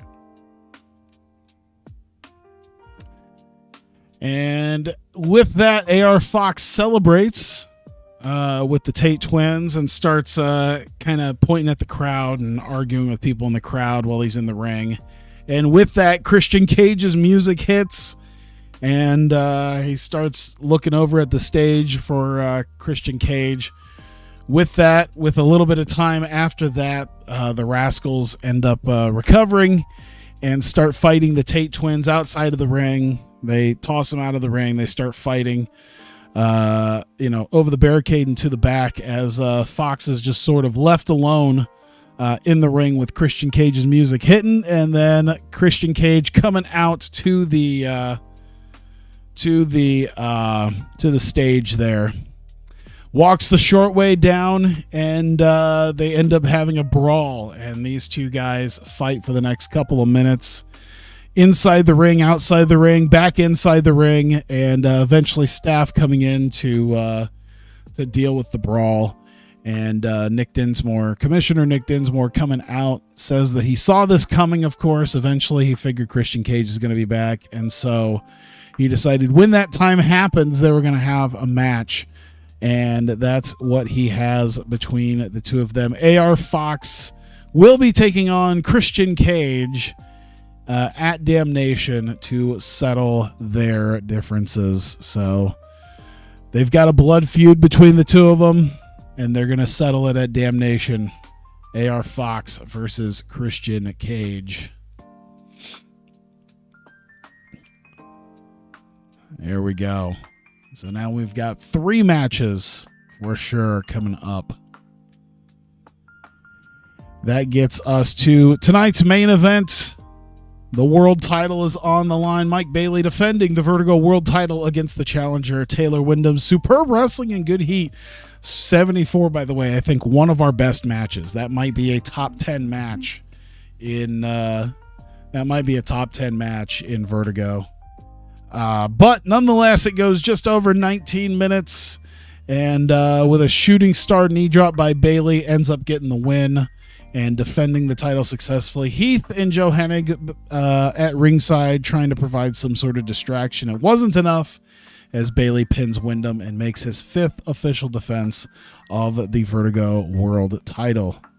And with that, he celebrates with the belt, and Heath and Joe Hennig hit the ring and kind of scare him off, but celebrates as they go to surround Wyndham to help him up.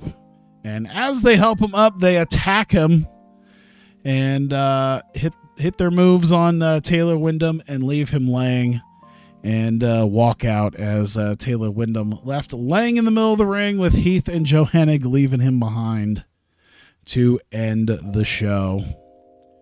And 62 will definitely do it. That will definitely help us out. We lost $6,000 on that. We definitely lost most of our money on that, but nonetheless, that did at least gain us something. Man, we need to get up to a 40 though.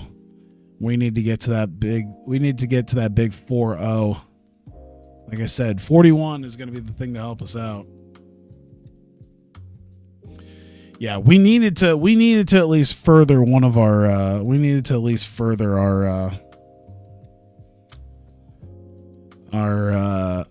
storyline there. So unfortunately had to pay AR Fox and Christian Cage some money. Chris Jericho has gotten divorced. Pentagon Black bonds with Kim Onito. Johnny Swinger has left TNA. Jimmy Jacobs has gained power within TNA. Daga has left TNA. They're still on handshake stuff here. I don't think I'm going to get Johnny Swinger, though. Addition to OVE, Su Yung has joined OVE, of all people. Ada moved to New Japan. Oh, shit. He is leaving Dragon Gate. He was also in Freedoms and Gleet, but that's all gone as Ada is leaving Dragon Gate to go to New Japan. Anything else? Anything else? Doesn't look like it. Just Incredible retired. I think he's already retired in real life, so that is what it is. Tyrone Evans. That was Michael Tarver, wasn't it? Yeah. So now he's done. I believe we are to our next deal here. 12,000 people watch, though. Aries and Aramis are probably free.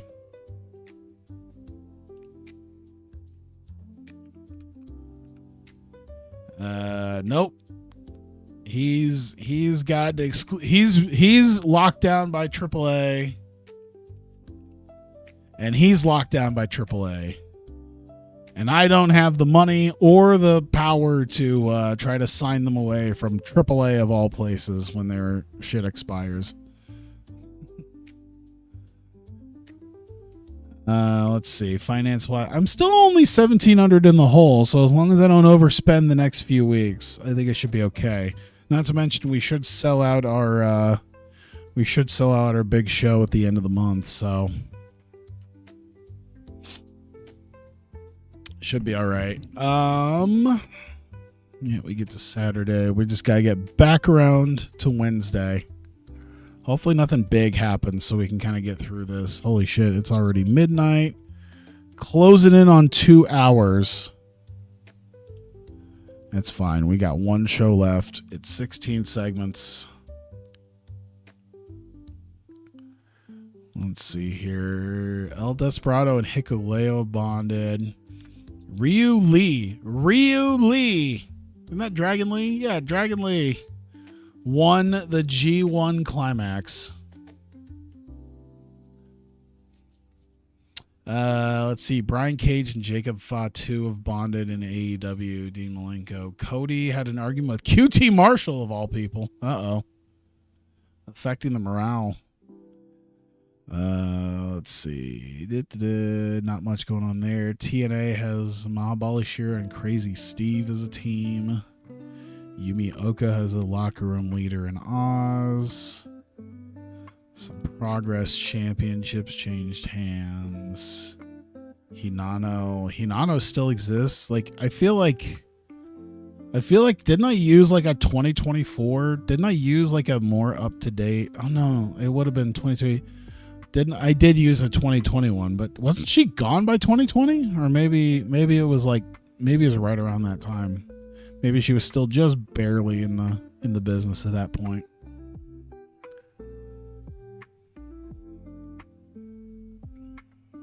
Feels like it was forever ago.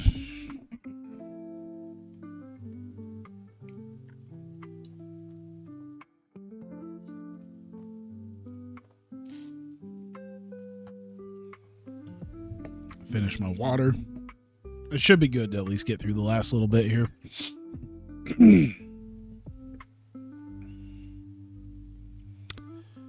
And let me see here.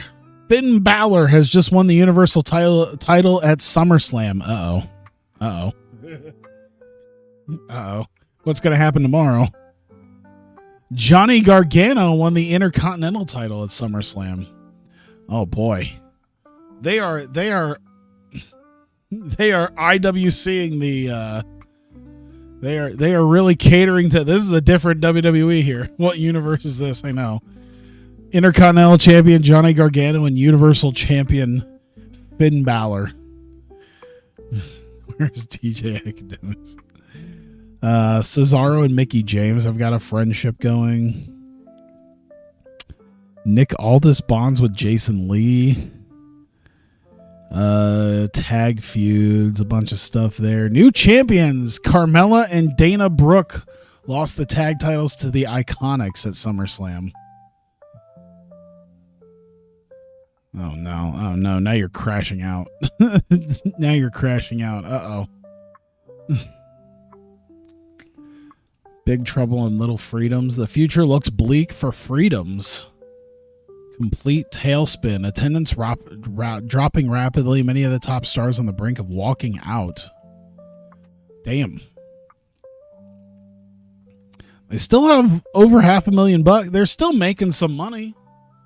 Are they just not selling they're not doing any shows. That's why they're making money. They're not doing any shows. Why are they not doing any shows? They fall to insignificant, by the way. This should be GLEAT. This should be GLEAT moving down.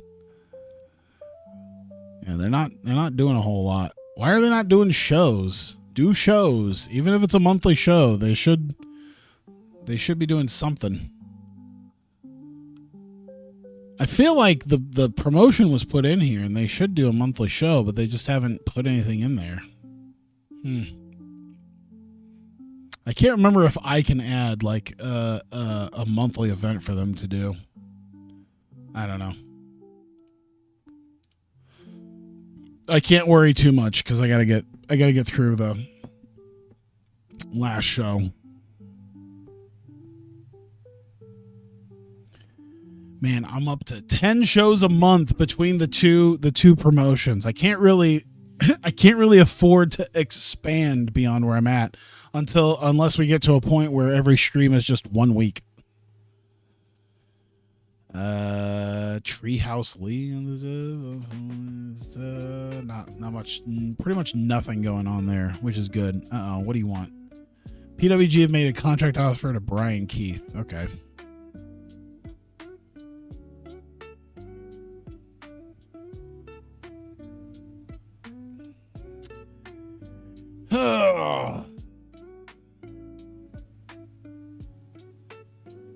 This is Wednesday now, aren't we? We're into Wednesday.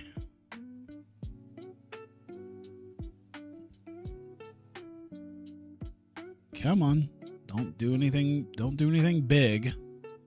Charlotte Flair and Chris Statlander. Oh, Charlotte Flair took Chris Statlander under her wing as her protege. Okay.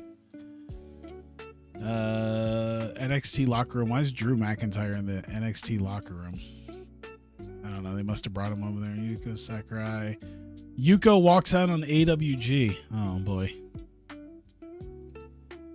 Todd Sinclair Jones. Okay, that is what it is. Let me make absolutely sure that we got a show tonight. All right. Wanted to make sure. There we go. I need you and your friends to play that mixtape game. That's for your people. It's not for my people. It's supposed to be for people my age, but I'm not playing that shit.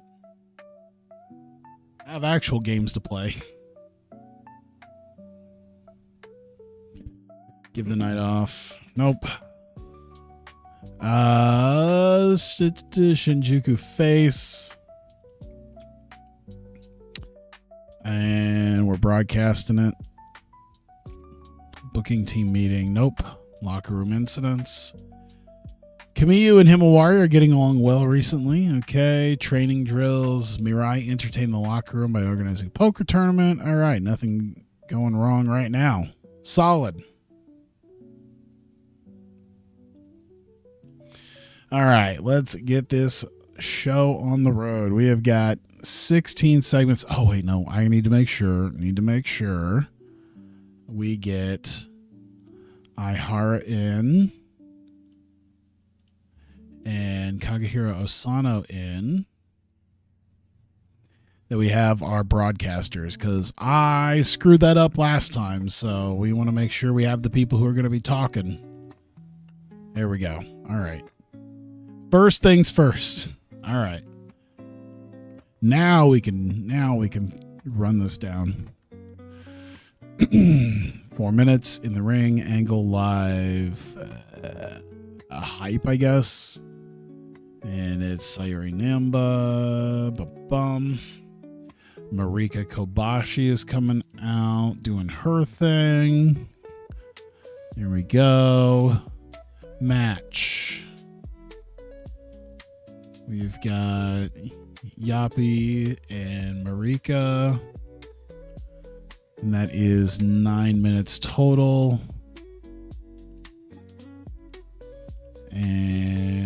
Copy. Open match. Clean win. There we go. Video recap. Drop that in. Drop that in. It is just 1 minute, and it is outside broadcast video. Pre-taped. It is hype. Well, I guess it's more character development of Hazuki. Subject to video. Here we go. And then match. We've got Hazuki. We've got Miyako Matsumoto. She's going to beat up for 9 minutes. 11 total. Throw that in there. Open match. Clean win. Here we go. I guess it didn't have to be an open match, but I mean, if she's going to beat like a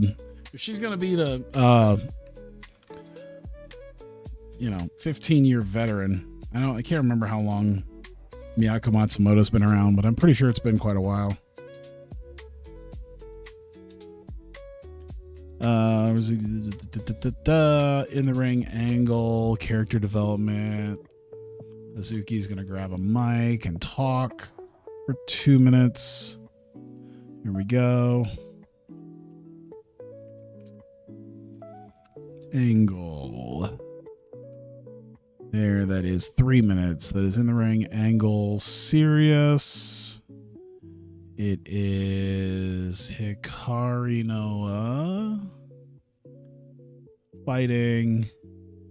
It is now Kakuta fighting, and it is Solaris. So we've got Chi-Chi and Miku Kanai fighting. Here we go. Match 2v2. We got free Wi-Fi. We've got Solaris. Here we go. It is 12 minutes. And Hikari will pin. I think Chi-Chi got away from not losing last time, so it'll happen now. Here we go. Drop that in angle. Almost there. Almost good. We're almost halfway through here.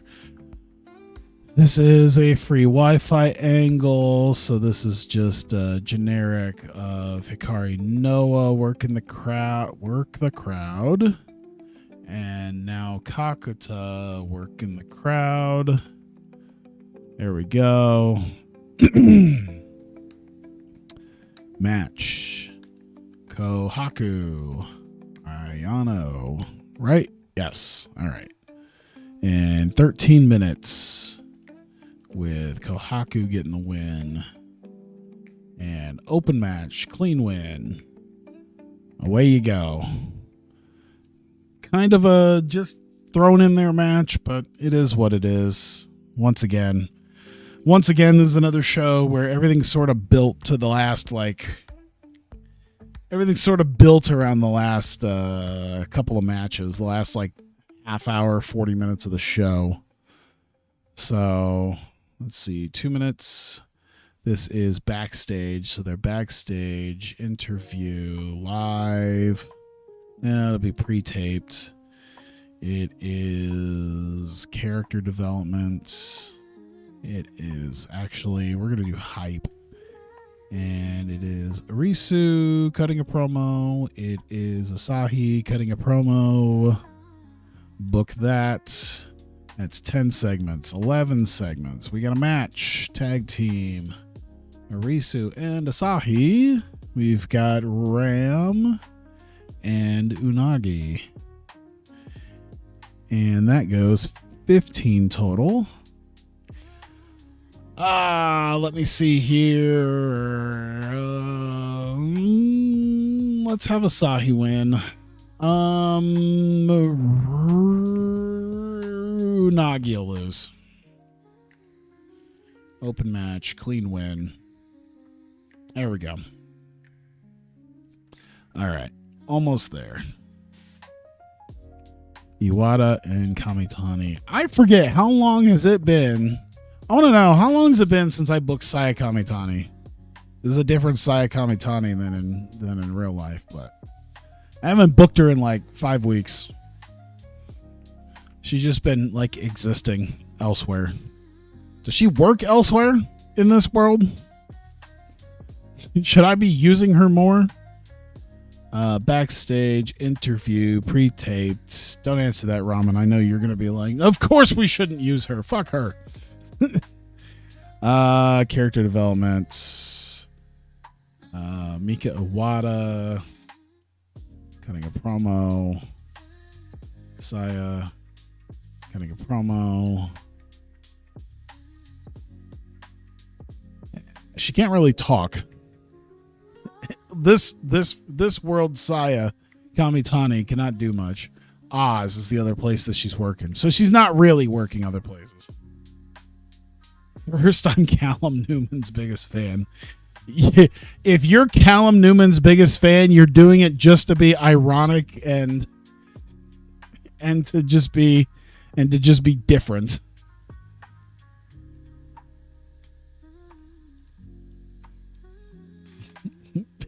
Now I'm a Saya Kamitani hater. Yes. You're doing it just to be different.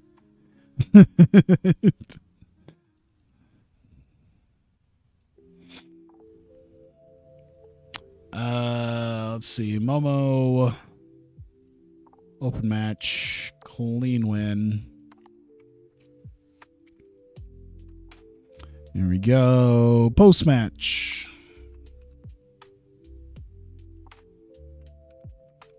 There, post-match grabs a mic. So, in-ring angles, character development. Momo's gonna talk. There we go. All right, main event. Match 2v2. Mika Saya versus Yuri Mio. That is 19 total minutes. We are going to give Mika the victory over Mio. Yeah. Open match, clean win. Here we go. And then end angle for the show because we need that closing bit to hype up the match between the two at the next show. So Mika and Yuri. Here we go.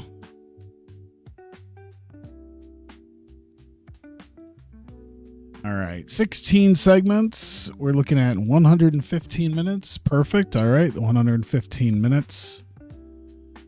Save game. It's green, so there's nothing wrong. Just wanted to make sure, and I think we're going.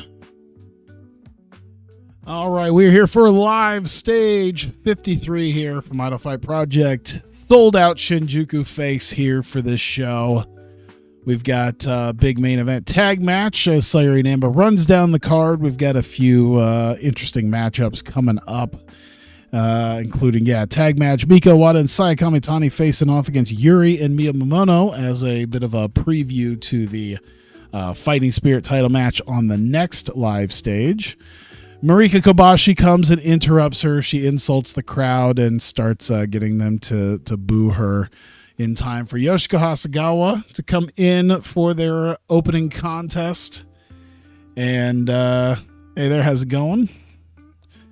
And didn't have much heat and terrible wrestling. Oh boy, crowded heat at the end, unclear. I think that's the first time I've ever seen something like that. Unclear. We just watched a match between Yappy and Marika. It was so bad. We don't know how to feel about it. 28 and 24 is not even terrible, but all right. They're still unclear. Video recap of Hazuki's win at Korakuen Hall a couple weeks ago at Summergate. Hazuki with a big win over Mei Saruga. And it is time for her match against Miyako Matsumoto. It's a decent match. And goes just under 9.5 minutes. Hazuki, I don't remember her doing a Styles Clash. Did Hazuki... I tried to remember... I'm trying to remember. That had to have been before she quote-unquote retired, right? That isn't 2020's Hazuki. That's like 2010's Hazuki that would have done a Styles Clash.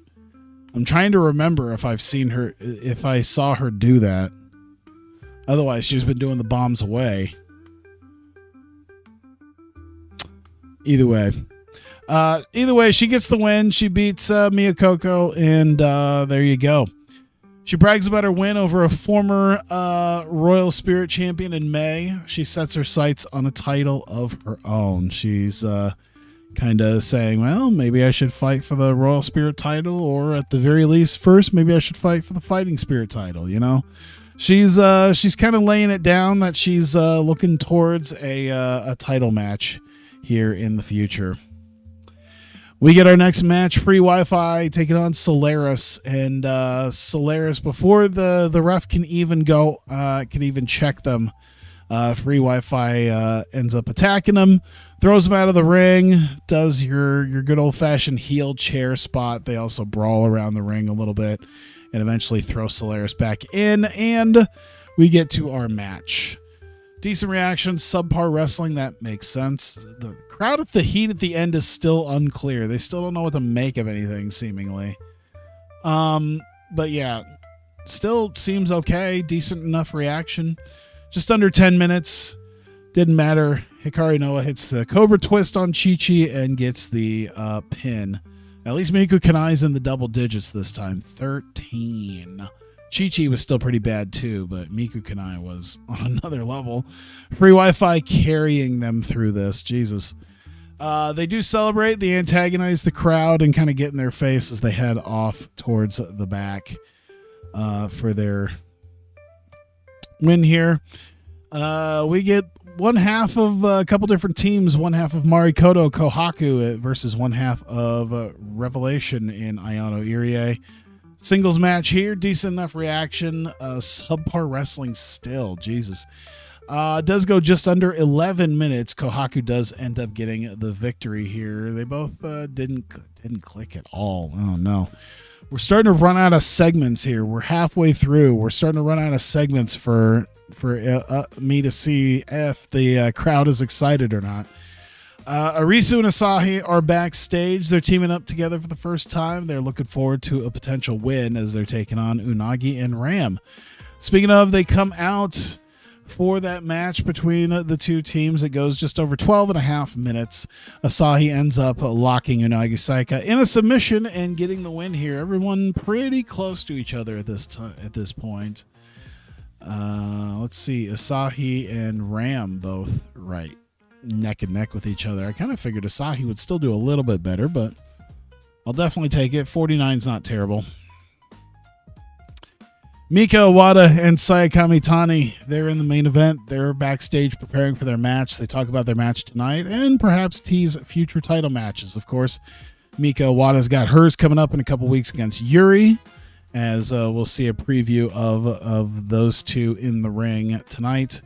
And Saya says, she was, a contender not too long ago for the Fighting Spirit title. Maybe she should be looking at it once again. That gets a bit of a side eye from Mika, but we'll see how that goes.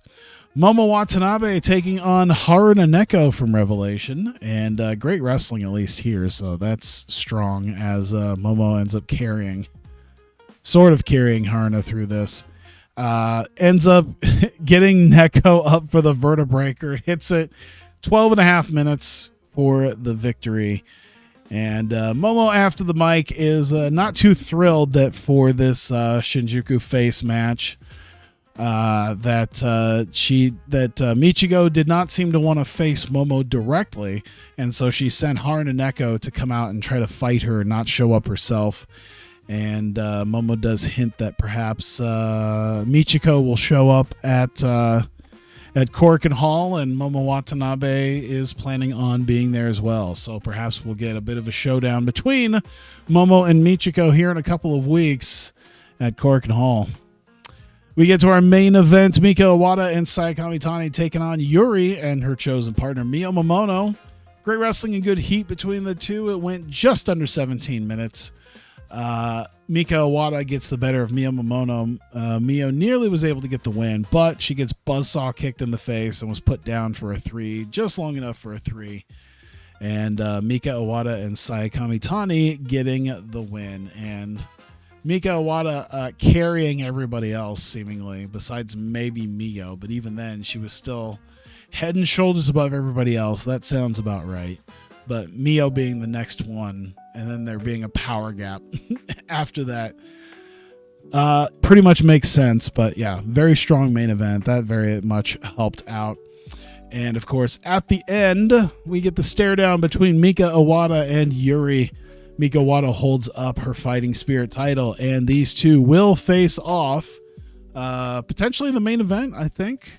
I don't think there's going to be another match that'd probably be bigger, so that will probably end up being the main event, the Fighting Spirit title match between Mika Iwata and Yuri 2 weeks from now at Live Stage 54 at Korakuen Hall.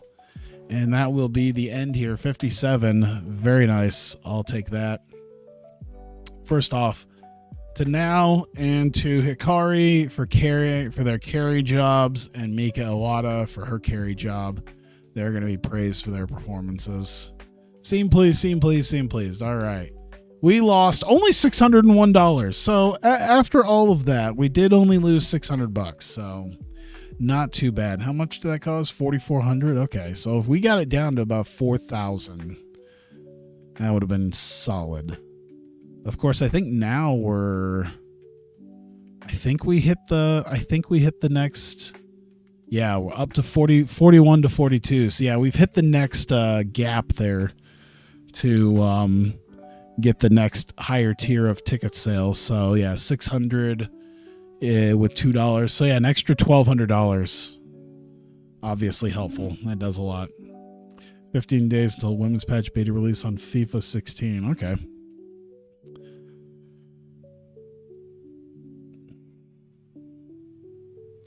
I've done so much different modding with FIFA 16. I'd have to try to figure out if if it's even possible to install multiple versions that won't interrupt each other. As far as FIFA goes, it'd be nice to have different versions of it, because I don't know how well. I think with my version of FIFA 16 with the Infinity patch, it's quite. I think it makes the game quite big, if I remember right. What's my FIFA 16 folder look like thanks to the Infinity patch? 13. Nope. Oh, it's up. It's up. 50, 51, 51, 52, 54, 55, 55 gigs. 55 gigs. Oh Lord, I'm running out of room. I think my D drive, I don't think has that much left. I got 231 gigs left. I'm starting to run out of space here. 231 gigs is still quite a bit, but yeah,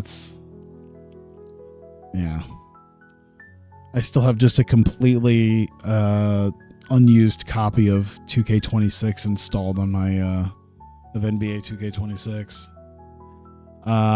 Let me see here. Thursday. Let's see. More jealousy. NWA release Tim Storm. Go Shiozaki quits Noah. Oh my God. He attempted a pay raise, holding up the company's management, demanding money or threatening to quit on the spot. When they called his bluff, he chose to follow through on his ultimatum. So Go Shiozaki has walked out of Noah. Wow. Oh boy. Of all people to walk out, Shane McMahon hangs his boots up. Probably for the best. That's probably for the best.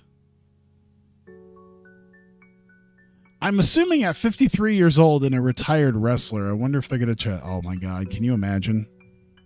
if they decide to get rid of him because of that, we can bring in Shane McMahon as the Commissioner. Nick Dinsmore is pretty good, but Commissioner Shane McMahon would be something. Just him coming out dancing and sweating. And 666, Tim Storm retires. Well, good thing with the release because he's also retired now. So, Hollow Wicked retirement. Kevin Kiley retired. Yeah, after the absolute eating of shit that he did in NWA, that dive. When did that happen? That was a couple years ago at this point, wasn't it? When he tried to come back. It was only like a year or two ago, I think. I think he's officially retired now. I can't remember. But yeah, he tried an NWA comeback, and the only thing I remember about his NWA comeback is him just doing that dive onto the floor and eating complete shit. 5,400. Okay. Let's get to Friday. And then Taylor Wyndham left Vertigo. All right. I should look into the potential former Fed guy who might take over Taylor Wyndham's spot. I could just pair them with Cardona. Cardona's already there. We can give Cardona lackeys. That might be the way. Doyoshi honored. Dragon Gate honored Doyoshi into the Hall of Fame. Oh, are they both retired now? Oh, yeah, because Yoshino entered the Hall of Fame.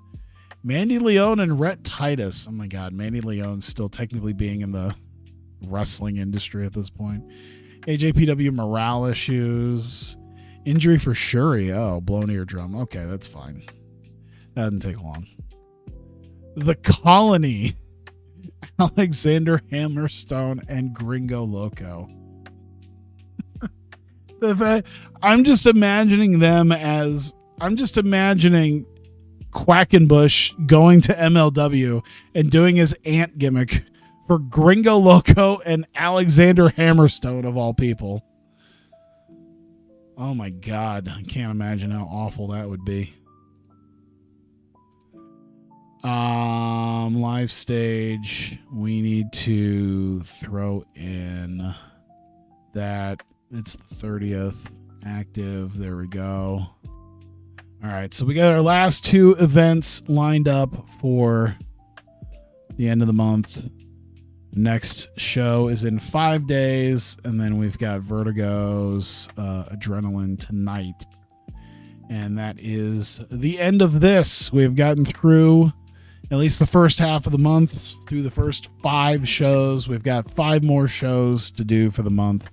2 Adrenalines and then Damnation at the end of the month. I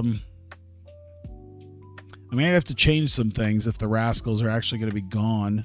Obviously, I can't do it Saturday, and a Monday pay-per-view just sounds awful. So I might just stick to Saturday, even though everyone would be there Monday. That just sounds awful. Can you imagine? I mean, besides Raw, can you imagine the idea of, yeah, I'm going to an indie show. We're doing a big indie show, and it's Monday night. Yeah, it's the only time they could do it. They couldn't do the weekend. That just doesn't sound good. All right, so we're good there. Everything kind of buttoned up there. Save the game, and we are good. So thank you guys. I appreciate you guys being here. We're just about to hit 2.5 hours, which means about time for me to go to bed now. So yeah, thank you guys. I appreciate you guys being here, and those of you who watch the VOD as well afterwards, I appreciate you watching as well. And yeah, I will see you guys next time.